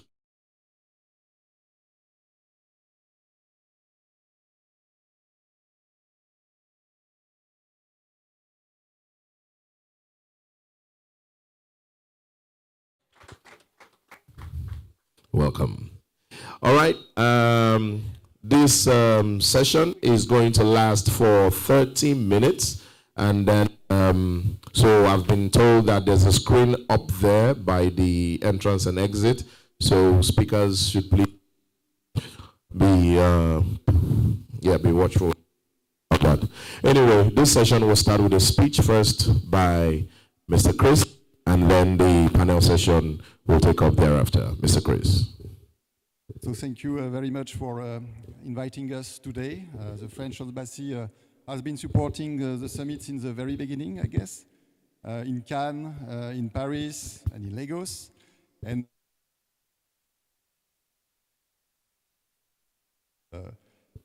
all your team. So, you know, we've been partnering with NIFSTV since many years now.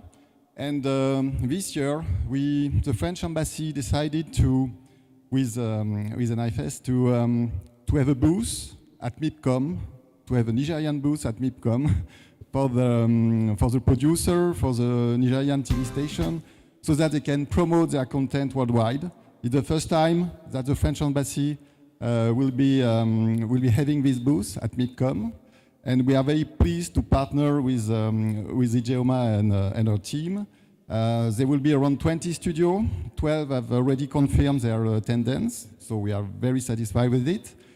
And the idea... Joanna Lovlanches. I am Promotion and Production Support Manager at Film France CMC. This is the French Film Commission. We are a member of an important event part for of the CMC, the National French Center in for Nigeria. Cinema.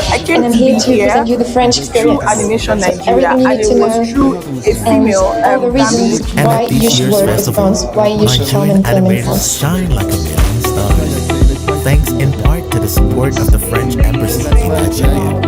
For starters, organizers put up a designated stand for Nigeria, a first of its kind, which afforded attendees from other countries the opportunity to network with Nigerian animators. The Nigeria stand was a morale booster for Nigerian animators, who have the French embassy in Nigeria to thank for its unflinching support for them. Actually, I think that, like in Ghana, actually, you have some incredible storytellers. We can really tell some beautiful stories from Africa, and there are not any European company who can tell this story better than the people from Africa. The French embassy in Nigeria went the extra mile to make this year's event a truly remarkable one for Nigerian animators. They helped us with plane tickets down here, our accreditations, they handled all of that, so I'm really, really grateful for that. In spite of how the Nigerian animation industry continues to grow based on self-support, many animators would like the Nigerian government to do more to support the growth of the industry. I want to use this opportunity to also call on our government to support the animation industry. Our new president, Bola Ahmed Tinubu, we know you love creativity, we know you love entertainment. Please support animation and get us the funding, the co-production deals, the bilateral agreements with these countries so that we can have deals that can actually be impactful to our animation community. No doubt, the impact of the Annecy Festival 2023 will continue to be felt in years to come. For Nigerian animators, the French embassy in Nigeria has become a partner in progress they are most grateful for.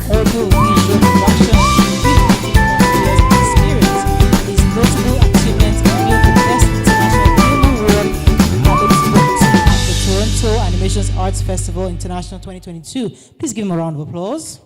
He's a member of the International Academy of Television Arts and Science and a founder of the Animation Nigeria AN, committed to advancing Nigerian animation industry.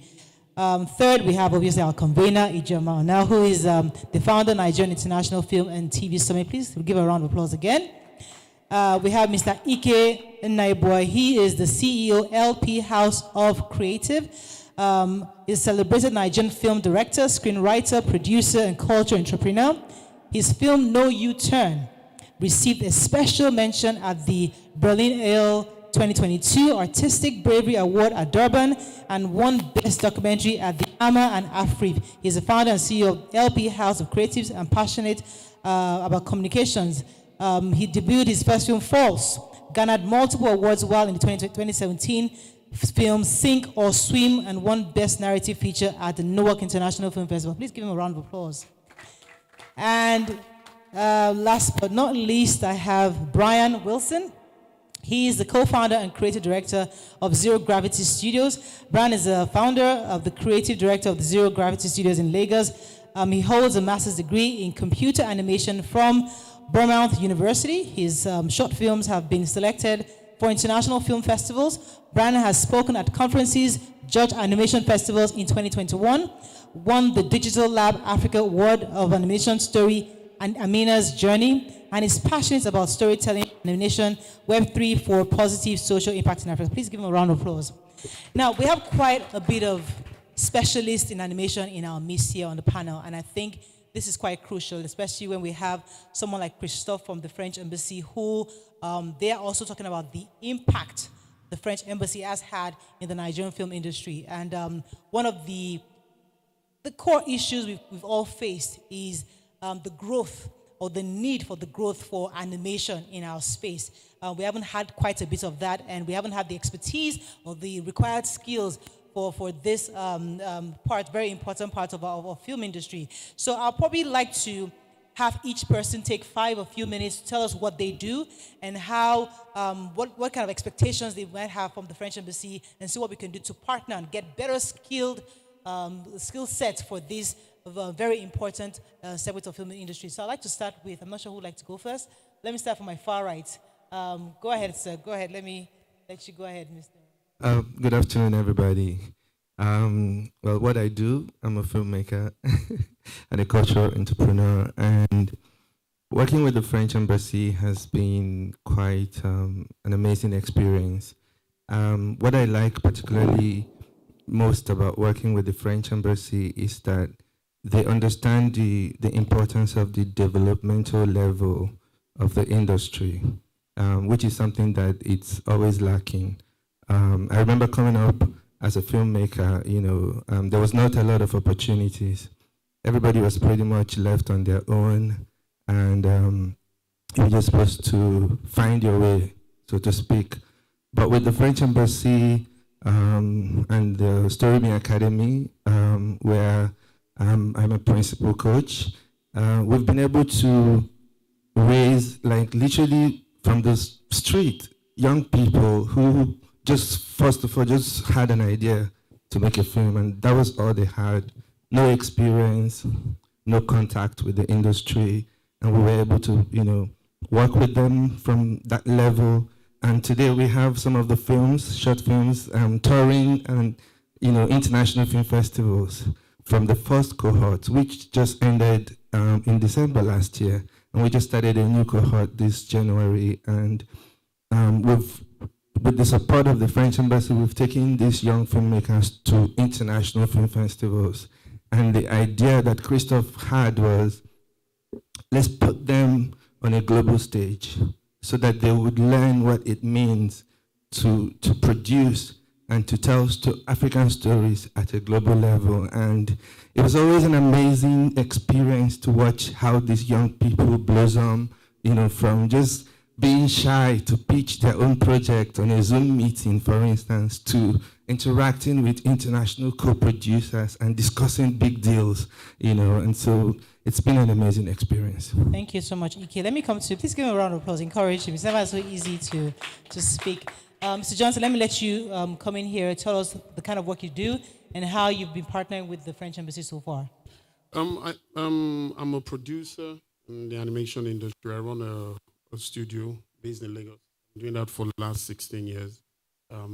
I think for what the French Embassy has brought since 2021, we've been doing with the French Embassy, it has really brought some sense of collaboration within the industry. I'll say our industry is usually just ignored. Whenever they talk about animation, we're just like as if we're an add-on or a plug-in in the industry for advertising or for film production. But there's a big opportunity for the industry. And I think what the embassy has also done, which has had a strong impact, is visibility in the international market. So we attend the Annecy Film Festival every year, and we've been doing that for the last 3 years, and we've seen serious impact in the industry and growth for animation studios, individuals, and we usually run development programs for producers, and it has given them perspective of not just in the aspect of just thinking like a creative, but thinking as a business person. So I think that has been of strong impact. I think we have a short 3 minutes video that we'd like to play that just shows one of our trips of last year. And if they can play that. Yeah, I'm going to actually have them, we have 3 videos to play, so we'll pause on the conversation and then watch those videos real quickly. Please, let's start with the video from Brian. From animation. Animation, let's start with animation Nigeria video.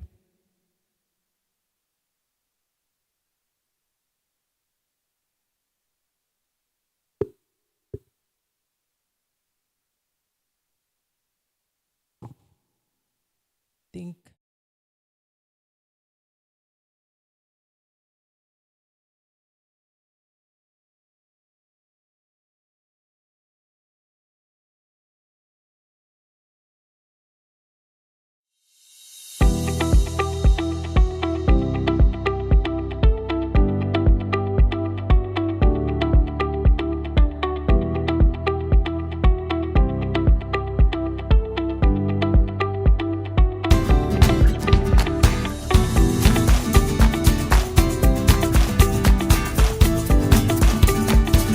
For Nigerian animators I'm with Joanna dream of showcasing their work I on a am global promotion and platform production and support manager potentially at attracting Film funding France for their CNC. ambitious This project. is the French Film Annecy Commission. Festival We are 2023 member couldn't have of, come at a better we are time. part of the CNC, Talk the of the National world's French foremost Center of animation Cinema. event that And I'm here attracts to present industry you the French professionals experience. and talent. So everything you need to know and all the reasons why you should work with France, why you should come and film in France.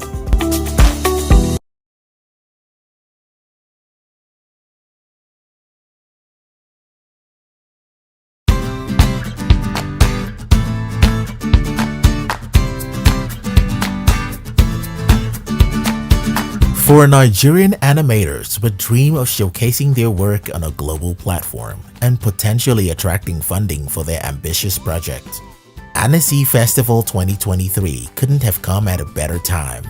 Talk of the world's foremost animation event that attracts industry professionals and talent from across the globe. Network, explore new horizons, and stay abreast of new trends.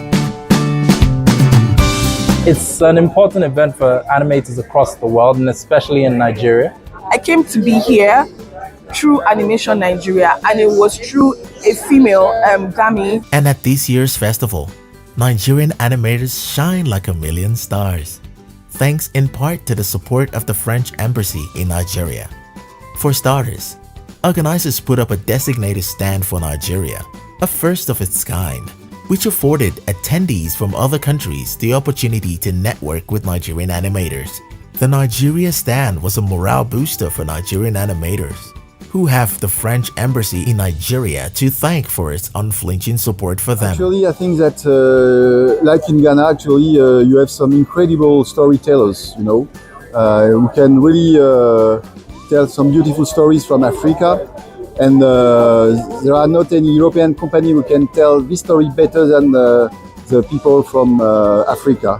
The French Embassy in Nigeria went the extra mile to make this year's event a truly remarkable one for Nigerian animators. They helped us with plane tickets down here, our accreditations, they handled all of that. So I'm really, really grateful for that. In spite of how the Nigerian animation industry continues to grow based on self-support, many animators would like the Nigerian government to do more to support the growth of the industry. I want to use this opportunity to also call on our government to support the animation industry.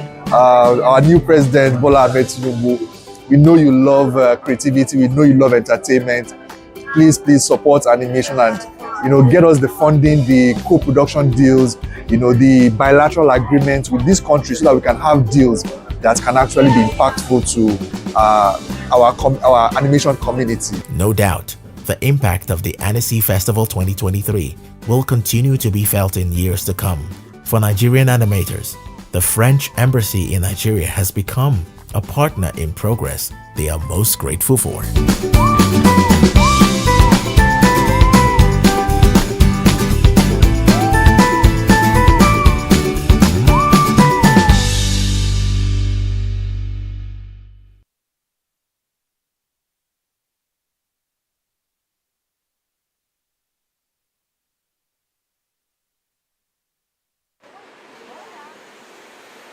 Documentary scene in Nigeria, it's still at a very young stage.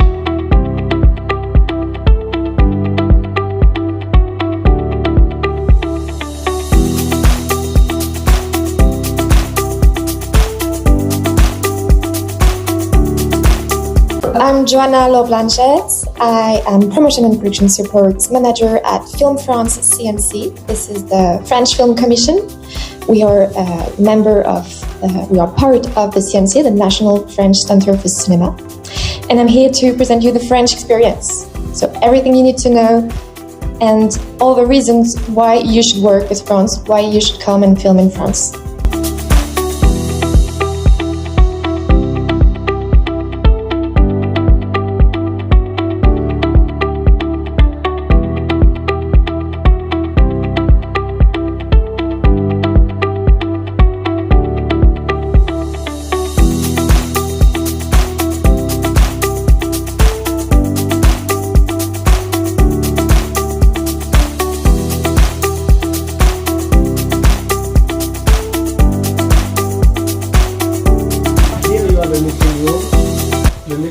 As you can see, is Atmos room to mix the three stems of a movie, which is the dialogue, the music, and the effects.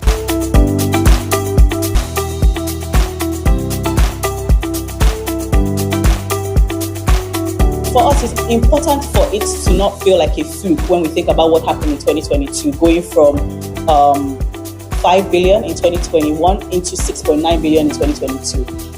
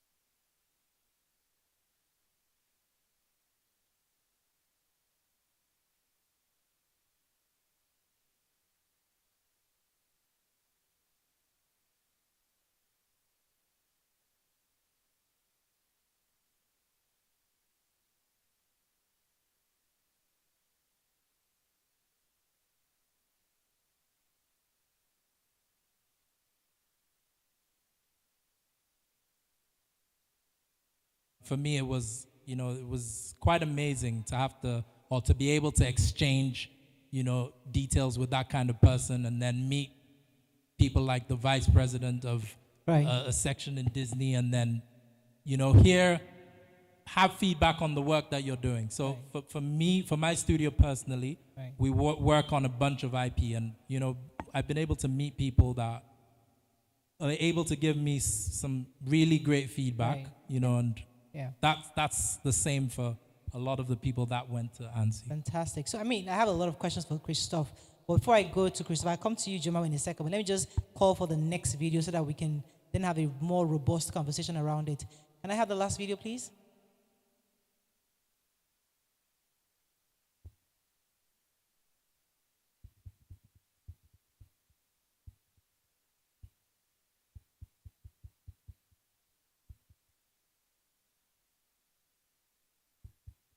Media, we need audio. Or is the video running? It's not yet running. Okay, we can continue since you're still having issues. Let me come to you, IJ, because you've been supporting this industry forever, and one of the reasons why you probably wanted this specific segment was because of the opportunities available in animation, the kind of opportunities the French Embassy is offering. Let me ask you, what are the things that you've seen so far that the French Embassy is doing, and what opportunities do you see out there that many can take advantage of that are here today? All right, thank you very much.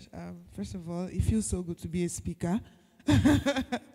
Yes, and it's been a very interesting journey for me since 2018 that we've been working with the French Embassy to create a bridge between Nigeria and French companies in the audiovisuals. So we started the NITV which is the Nigerian International TV Summit in France, in Paris, in 2018.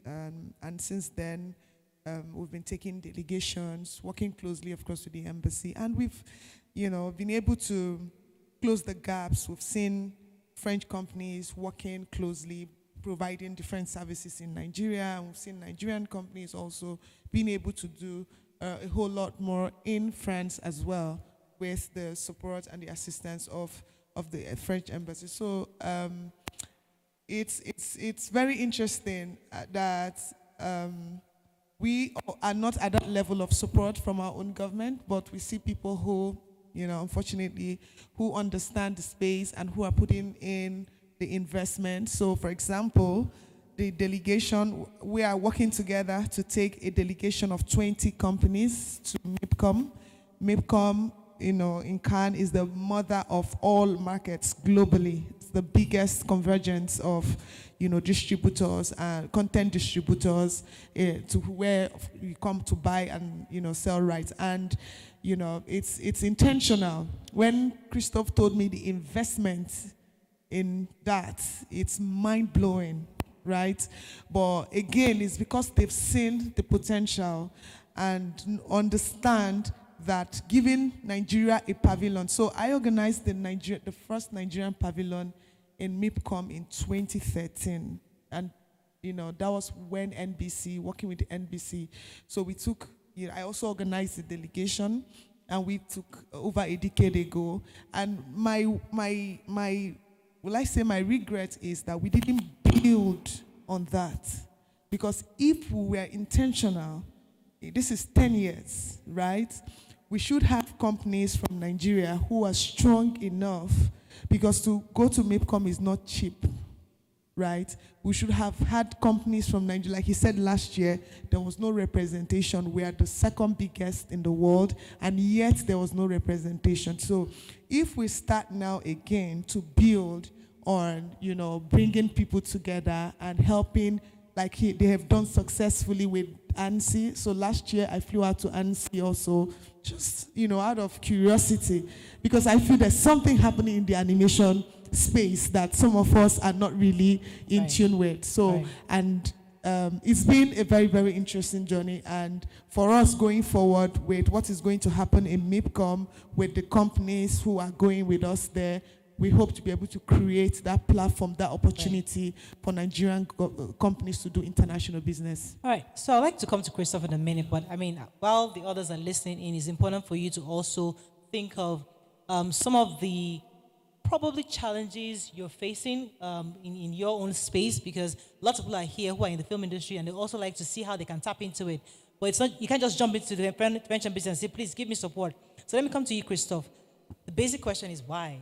I mean, I know you've been supporting NIFS for years in film distribution and in production, but why animation at this time? What exactly were you looking to achieve?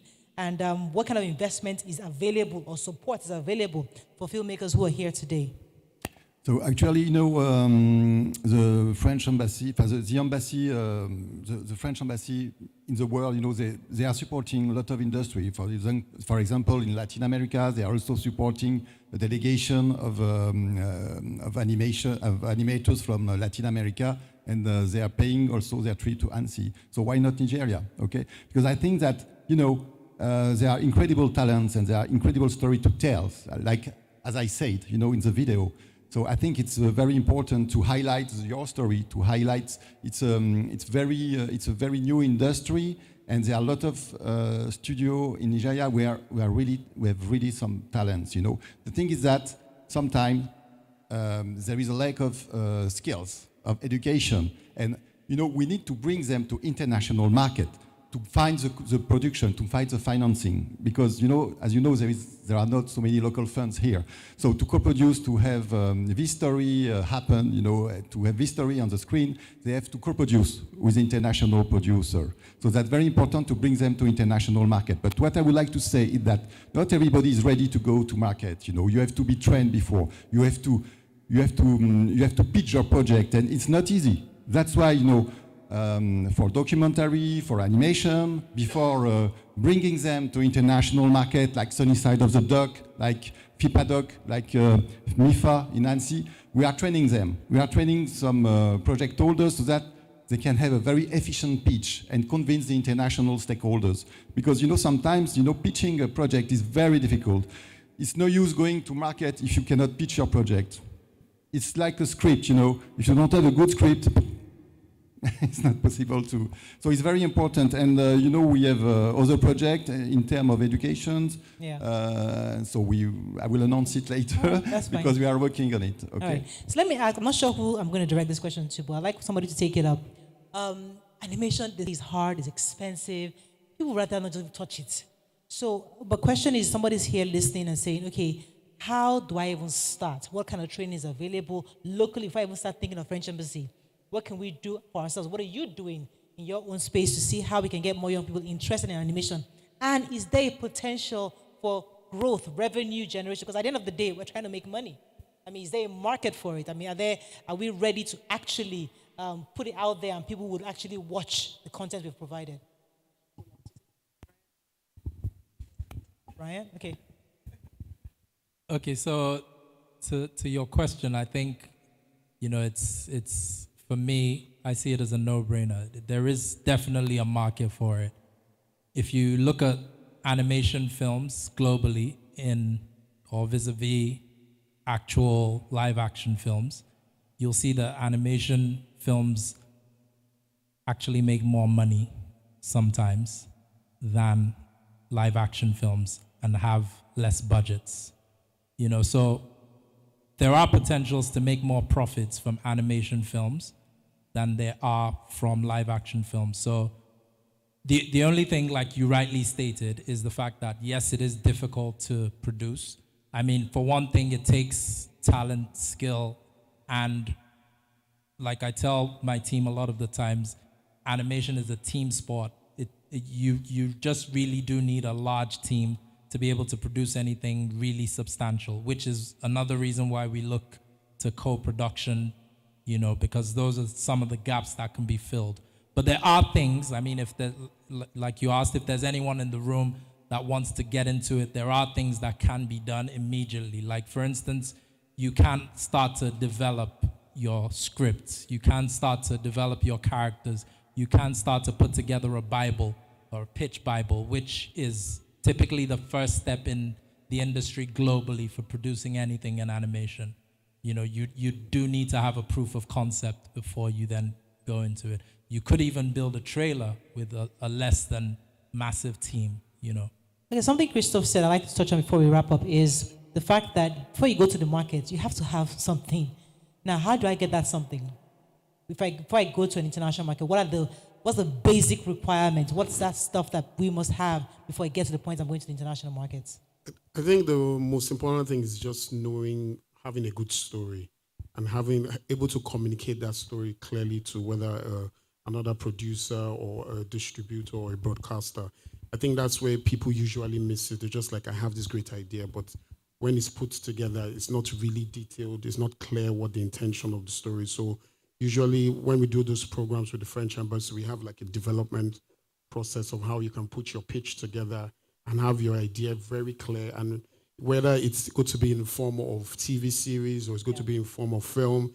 And usually animation can be monetized over and over again. So you want to create something that you don't just make money once, just like you could do that with film too. You could create a film, then you could create a series from it, then you could create a game from it, then you could create comics from it, merchandise from it. You want to be sure that your content outlasts just one particular space and can keep growing and expanding for revenue. Somebody talked about Nigerian government doing something to support. What can they do exactly? Because even the Nollywood is yet to get the adequate support it requires. So animation is too far-fetched, I would say. I'll say we are hoping. I'll say we are hoping because thank you from the Nollywood industry. If they support something that is already existing and is already making so much money and has great impact, we take that cue. But I will say, nevertheless, in the last 6 months, the Arts and Culture Ministry has been involved. They actually had someone this year attend the Annecy Film Festival to actually take a look at what we've been doing. We prefer not doing presentations and PowerPoints. We said they should come and see. So someone came along and I think they were amazed at what they were doing in the market, but also they were involved all this while. Okay, so let's pretend Christophe is not here. I'm going to put my back to him. Are there pitfalls? Let me come to you, EK. Let's assume that he's not here. Like, when you're partnering with international organizations, there's always that booby trap somewhere. This happens, we support you, and something happens. So is that going to happen with French Embassy? He's not looking, don't worry. He's not. Well, at least we've done 2 trips, and I have never been stranded. Oh.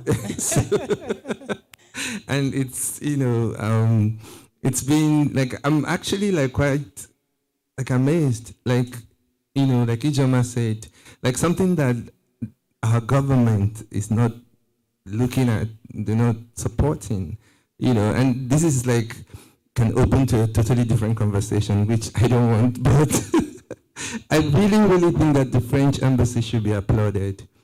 Please give them a round of applause. Please. Thank you. All right. There's something, you can say that, okay, diplomatically, the French Embassy is here to promote the French interest and stuff. And so that's a brilliant thing to realize that there's a way to build an industry here that can connect with the industry in France, and that we can do big projects, that we can sell to the world. Basically, that's the way I see it, and I think it's an amazing, partnership. All right, my time is up, so I'll just take 2 questions from everyone out here, because I know that 1 or 2 of you might be interested in this, in animation, and it might be an opportunity for you to see how to get the support you need from the French Embassy. Let me just take 2 questions. Anybody? Oh, Prof, I saw you. Hello, please, can I get the mic to my Prof?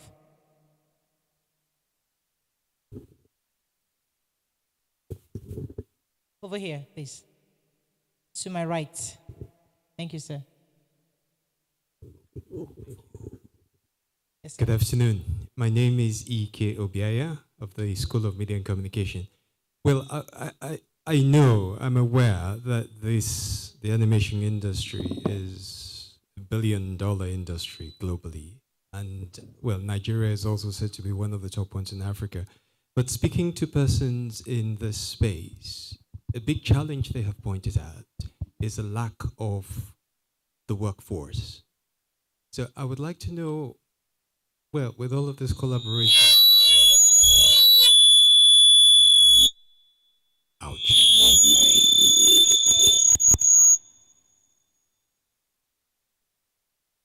Go ahead. Hello? as part of what is being done to grow this industry, I think it.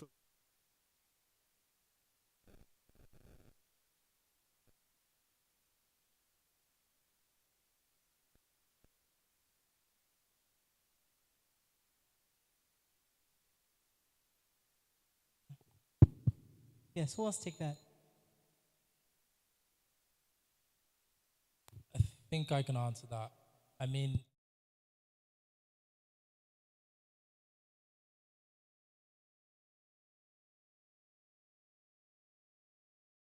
you know, the ones for movies. So, I mean, one of the things that Animation Nigeria does is we try to build capacity by handling. I mean, we're a nascent industry. We're not even sure we can call ourselves an industry at this point, but we are doing what we can. And we know that we have to take it in baby steps because we essentially are babies. We just started. Left to the industry alone, I keep on saying it. I mean, and given the opportunity, I allowed it. You know that Nigerian animators are like the beast because many of us are self-taught. I mean, I'm not self-taught. I was one of the people who was able to go to school and learn animation, but most of the industry, I'm going to use that word because that's where we're going, is self-taught. You know, and they for what they've been able to do or what we've been able to do on our own, it's amazing. Now, one of the things we do, like I said, as Animation Nigeria is capacity building in terms of looking at studios who are building teams and building their own in-house structures and see how we can help, you know, because there are globally recognized curriculums that can speed things up. So what we do is try to provide resources. I mean, it's difficult, and it's one of the things that we discussed, that the best way to go about it is obviously not converging to bring people together in a room because that's a slower way. I mean, the whole world has moved on to e-learning and everything. So one of the things we do is try to reach out to people who are doing stuff like that and see how we can help them build capacity in terms of developing a curriculum that works and will make things faster and help build the industry. I mean, we're also trying to discuss this. I mean, to be fair, we've had these kinds of discussions with the Federal Ministry of Arts, Culture, and Creative Economy as well. So those are the things we're doing. I mean, I would really love to have another session about this because I think animation is so crucial because even young kids develop characters. These are things they imbibe as children, and we all grew up with Superman. We all grew up with all these various things that taught us subliminally. Absolutely, and I need to add that one of the things we all have done, you know, especially the core team or the trustees in Animation Nigeria, I believe every single one of us as individual studios have held summer camps for kids because we realize that you have to start early and build, you know, because if you start early, then people have an interest from when they're young and you can have people going into that industry. One question and we're done. Oh, yes, sir, please. Can I have the mic to him, please? Can someone get the mic to him? There's a mic behind you. He's coming, don't worry. Okay, go ahead, sir. Hello. So these guys here are like brothers to me. My name is Francis Y. Brown. I'm from Ghana. Mike. We can hear you very clearly. Okay. Go ahead, please. So I've been going to Auntie for the past 10 years. Okay. I can say I'm one of the first West African animators to ever go to the festival and came back to write to French Embassy that it was just myself and I've seen a lot of Europeans around, so what's happening? We need our numbers, right? So it started with official selection, blah, blah, blah. But over the years, one thing that I've realized is that anytime we see the big films winning the awards or getting the big funds, it is mostly co-production. And something that I've been talking with my brother Johnson for a very long time now, because we belong to the same societies, MIPCOM jury and also the Emmys. What are you guys doing about the fact that we go to ANSI we'll be sitting opposite to each other, and we are not discussing collaborations and also how we can bring some of these knowledge that we go there together back home and make sure we create it within ourselves, even if we're not getting the support that we are getting. And thanks to the French Embassy, they've done very well for us over these years. And secondly, I'd like to also, this is an appeal. I'm very happy that our cultural minister, cultural and arts minister is here, and also our film authority CEO is also here. And Christophe, who is the regional. So this time around, it's not for Nigeria, it's just regional. How best you can all collaborate and rock your brains around how you can also push us in terms of the Ghanaian film community to such platforms like the MIPCOM that Nigeria is now going. You know, I will be going because I'm a jury member, but I'm just a one man. It needs to be a country movement, you know. And I'm happy that our new minister is here. And once he's here, it's a testimony that he's interested in our efforts. Thank you. Like it. Thank you so much. Collaboration. Who would like to take that? Christophe? I think from my own experience, going over the years to markets and any markets, South Africa, blah, blah, blah, going different places, I think one thing I've realized is the mindset. You know, the mindset when we come back home, there's a mindset of self-doubt, not enough. And I think that has affected perspective of even collaborations with other surrounding countries.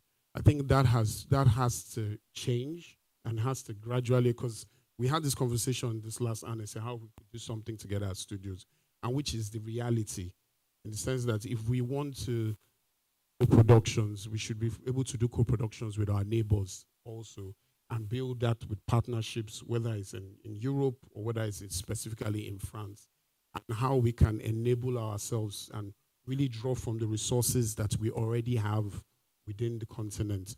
So I think it's a mindset thing, and even in perspective, when we use the word co-production, sometimes we always think it always has to shoot out of the continent. Meanwhile, it can actually just work within and also help build the revenue within the continent. So I think it's a perspective thing. For me, going over the years, I think it was 2019, I just changed my perspective of how we can do collaborations, not just outside, but within. Like presently, my own studio, we have like 3 studios that we're doing collaborations within Nigeria. And it's just an effort to try to make sure that we are not practicing something or we're doing something that is working against us in the future. We have to wrap up on this, but I really like the conversation because I think it should birth a bigger conversation on how we can actually have a product strategy in this industry.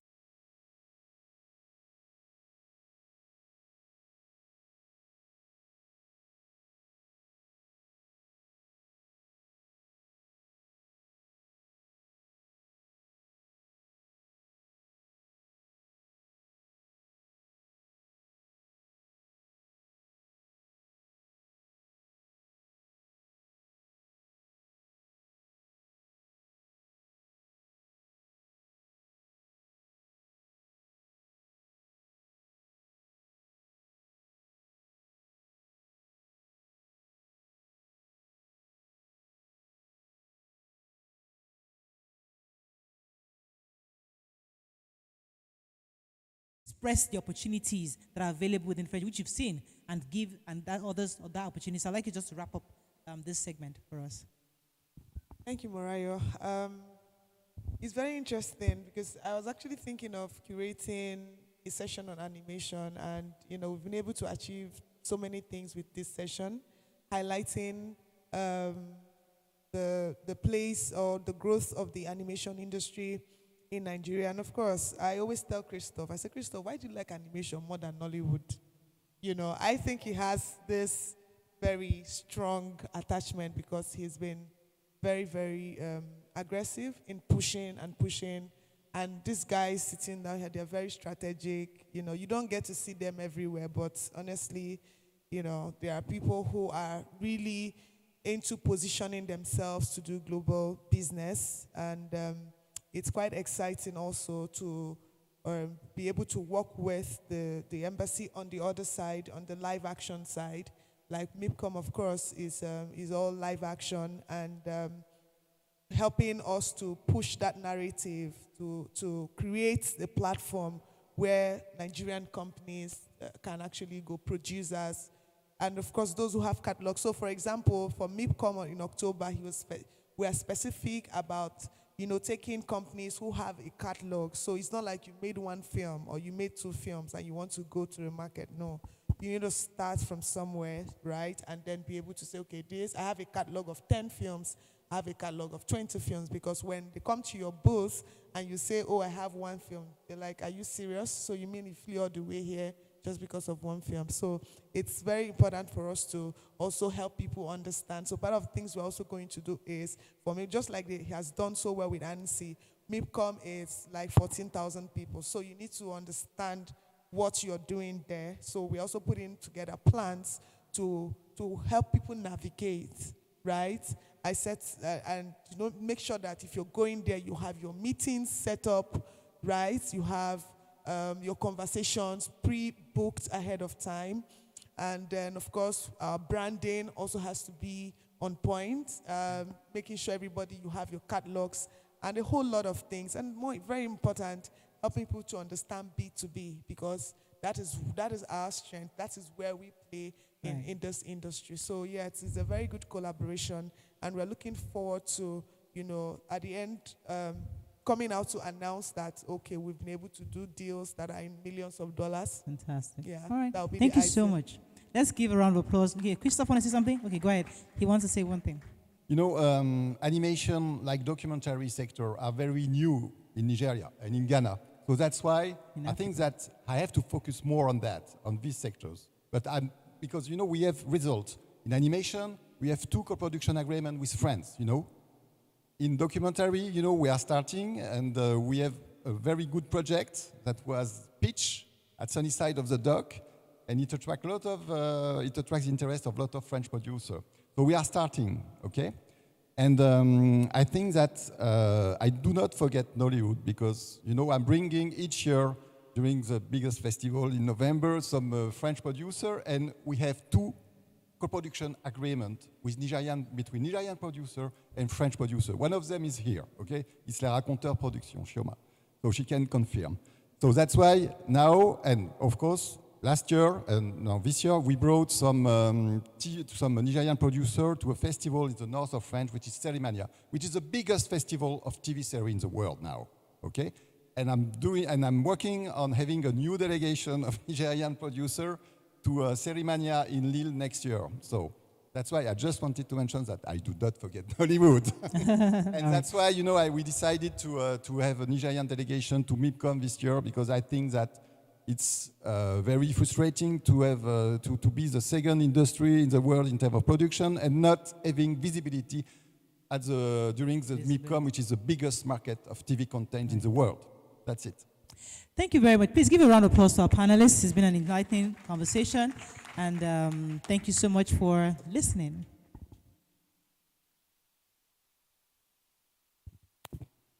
Pictures? Thank you very much. Please, a round of applause once again for this very, very brilliant panel. I think this conversation is even more of what should be like the future. And the future is already in the present.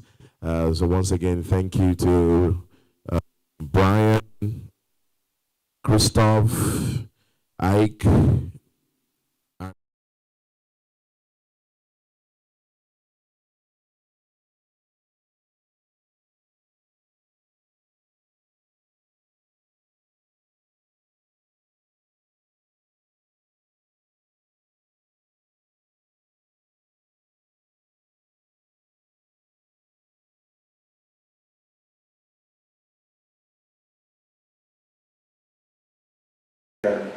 It's still. all right. Okay.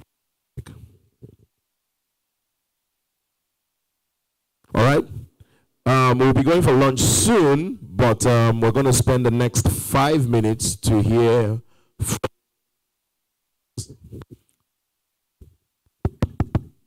Hello, hello.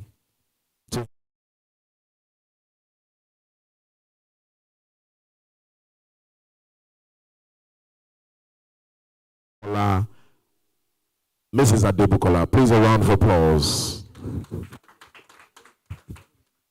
Welcome, ma'am. Good afternoon, everyone. The name is Adebukola Gbaminoja. I know that's jaw-breaking for him, so I'll just assist. Thank you. It's really wonderful to be in your midst today. Can I use that? Okay, thank you.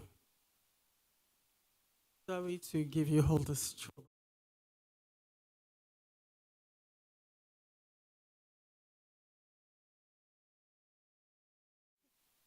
Okay, thank you. Is that okay? I bring the compliments of from my bosses. The Executive Governor of Lagos State, Mr. Babajide Olusola Sanwo-Olu, as well as the Honorable Commissioner for the Tourism, Art and Culture Ministry. They would have loved to be here. They wanted to be, but due to exigency of duties, they are not here. But nevertheless, I have a message and an encouragement from the governor to the organizers and to everyone present. Ladies and gentlemen, once again, distinguished guests, esteemed filmmakers and industry professionals. It is with great pride and immense pleasure that I stand before you today at the 2024 International Film and TV Summit here in the vibrant city of Lagos State.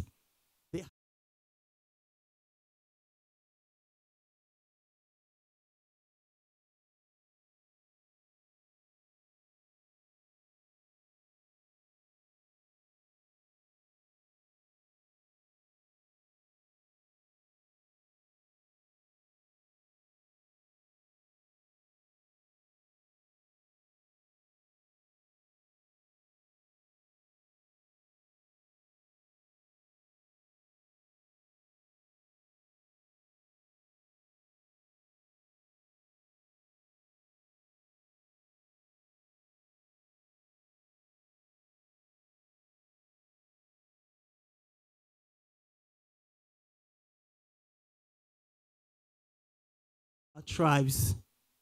As we gather in this dynamic environment, we recognize that the film and TV industry is a powerful force, a tool for education, cultural exchange, and economic development. Over the past few years, our state has been tremendous growth in the creative sector. We have seen tremendous growth in the creative sector. We're committed to fostering an environment that nurtures talent, supports innovation, and encourages collaboration. The Lagos State government has initiated various programs aimed at empowering filmmakers, providing grants, and investing in the state-of-the-art facilities. We believe that by investing in our creatives, we are investing in the future of our economy and our culture. As we navigate through the challenges and opportunities that the digital age represents, let us remember that our stories are our greatest assets.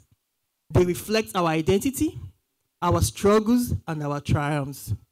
They connect us not just as Nigerians, but as global citizens. It is our responsibility to ensure that these stories are told authentically and reaches audiences everywhere. I urge all stakeholders in the film and television industry to embrace collaboration and innovation. Let us harness technology and new platforms to reach wider audiences and create content that resonates with people from all walks of life. Together, we can elevate our industry to new heights and showcase the richness of our narratives to the world. In closing, I want to express my unwavering support for the creative community. The Lagos State government stands ready to partner with you, to listen to your needs, and to celebrate your success. Let us work hand in hand to create a thriving ecosystem for film and television in Lagos and beyond. Thank you for your dedication, your passion, and your commitment to the art of storytelling. I wish you all a fruitful summit filled with inspiration, collaboration, and success. Thank you very much. Thank you very much, Mrs. Adebukola Abaminoja. Please, a round of applause. Thank you very much. And that was a message straight from the office of His Excellency, the Governor of Lagos State, Babajide Olushola Sanwo-Olu, and of course, the Commissioner for Culture, Tourism, and Creative Industry. At this point, we will be stepping out for lunch, and lunch break is going to last for, okay, going to last, yeah, so that gives us about 46 minutes exactly, because we will be finishing at 2 p.m. Yeah, okay. So the next session starts at exactly 2 p.m. That means we should be finishing lunch at about 1:40 something there.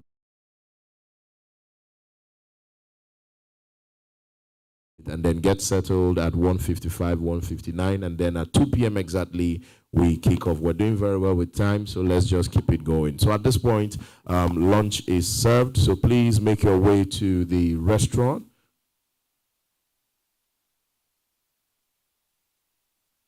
Okay. Blue Restaurant, I think it's just right across the hall on as you step out on your left-hand side. And I think you'll be needing a meal ticket. How does it work? Is there a meal ticket? Okay, you should have received your meal ticket by now. Right, all right. If you don't have a meal ticket, the joy of the Lord is hold on and hold fast. Man shall not live by bread alone. All right. Have a great lunch, ladies and gentlemen.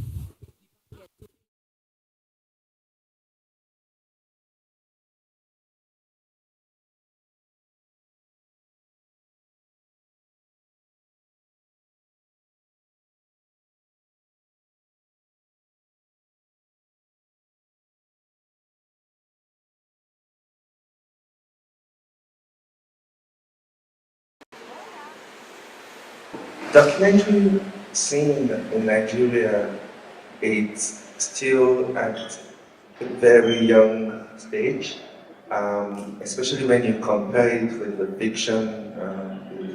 fiction scene, compared to Nollywood. I have been working in Nollywood for over 20 years, so coming into the documentary, well, I was coming in with a lot of experience. I've worked in different sectors in the film, including cinematography and all of that. So, it's easy for me to understand, things. So that's why I just feel like Nigeria is ready. This story is, before I joined the fellowship, all thanks to the French Embassy in Nigeria Story Academy and all the people of the projects. Basically, this film is about where I grew up from. And following that, the glimpse of hope that many Nigerians had held on to was killed. So it was out of fear of what I would feel that made me to start working for Hebron. The spirit came along, and this project I've had since 2020, they were able to bring it to life. Thank you very much. Thank you very much.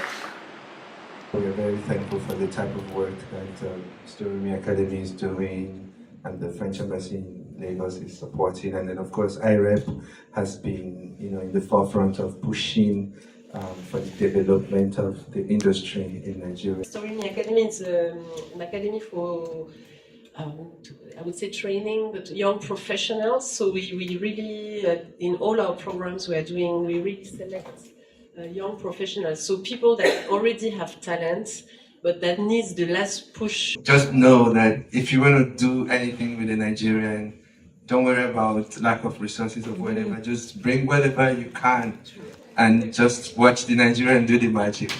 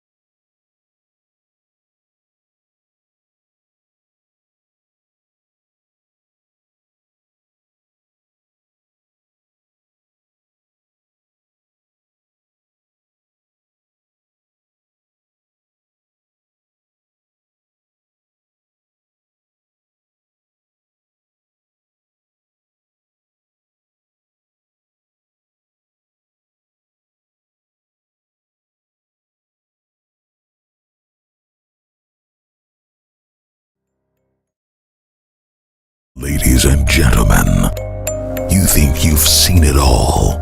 You think you've heard it all. You think you've done it all. But this year's Nigeria International Film and TV Summit is going to blow your mind.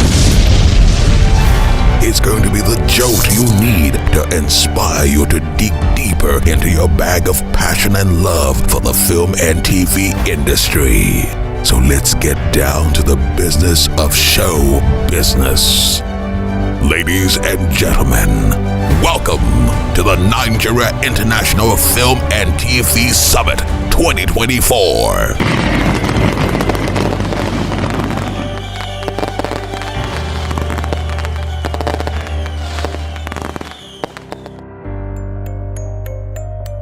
Ladies and gentlemen, you think you've seen it all. You think you've heard it all. You think you've done it all. But this year's Nigeria International Film and TV Summit is going to blow your mind. It's going to be the jolt you need to inspire you to dig deeper into your bag of passion and love for the film and TV industry. So let's get down to the business of show business. Ladies and gentlemen, welcome to the Nigeria International Film and TV Summit 2024.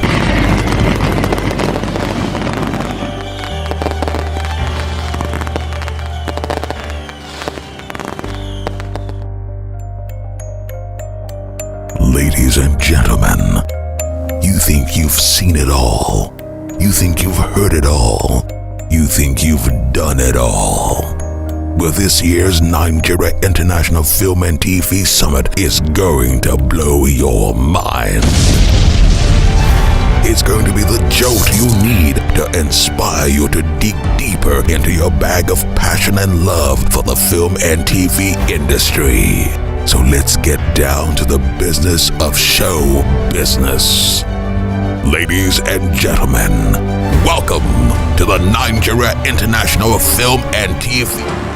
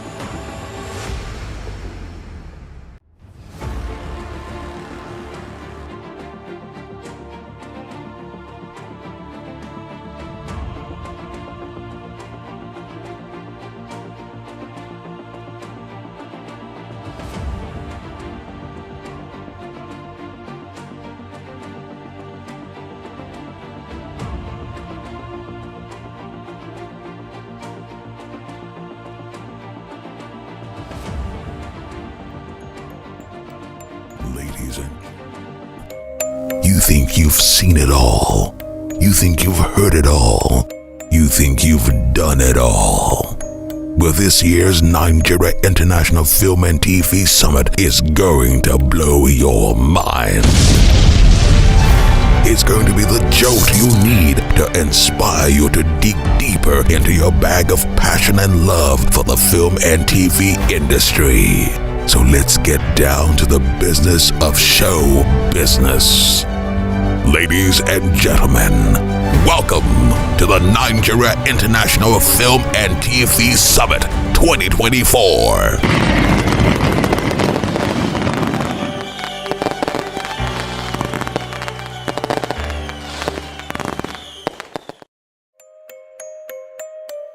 Ladies and gentlemen, you think you've seen it all. You think you've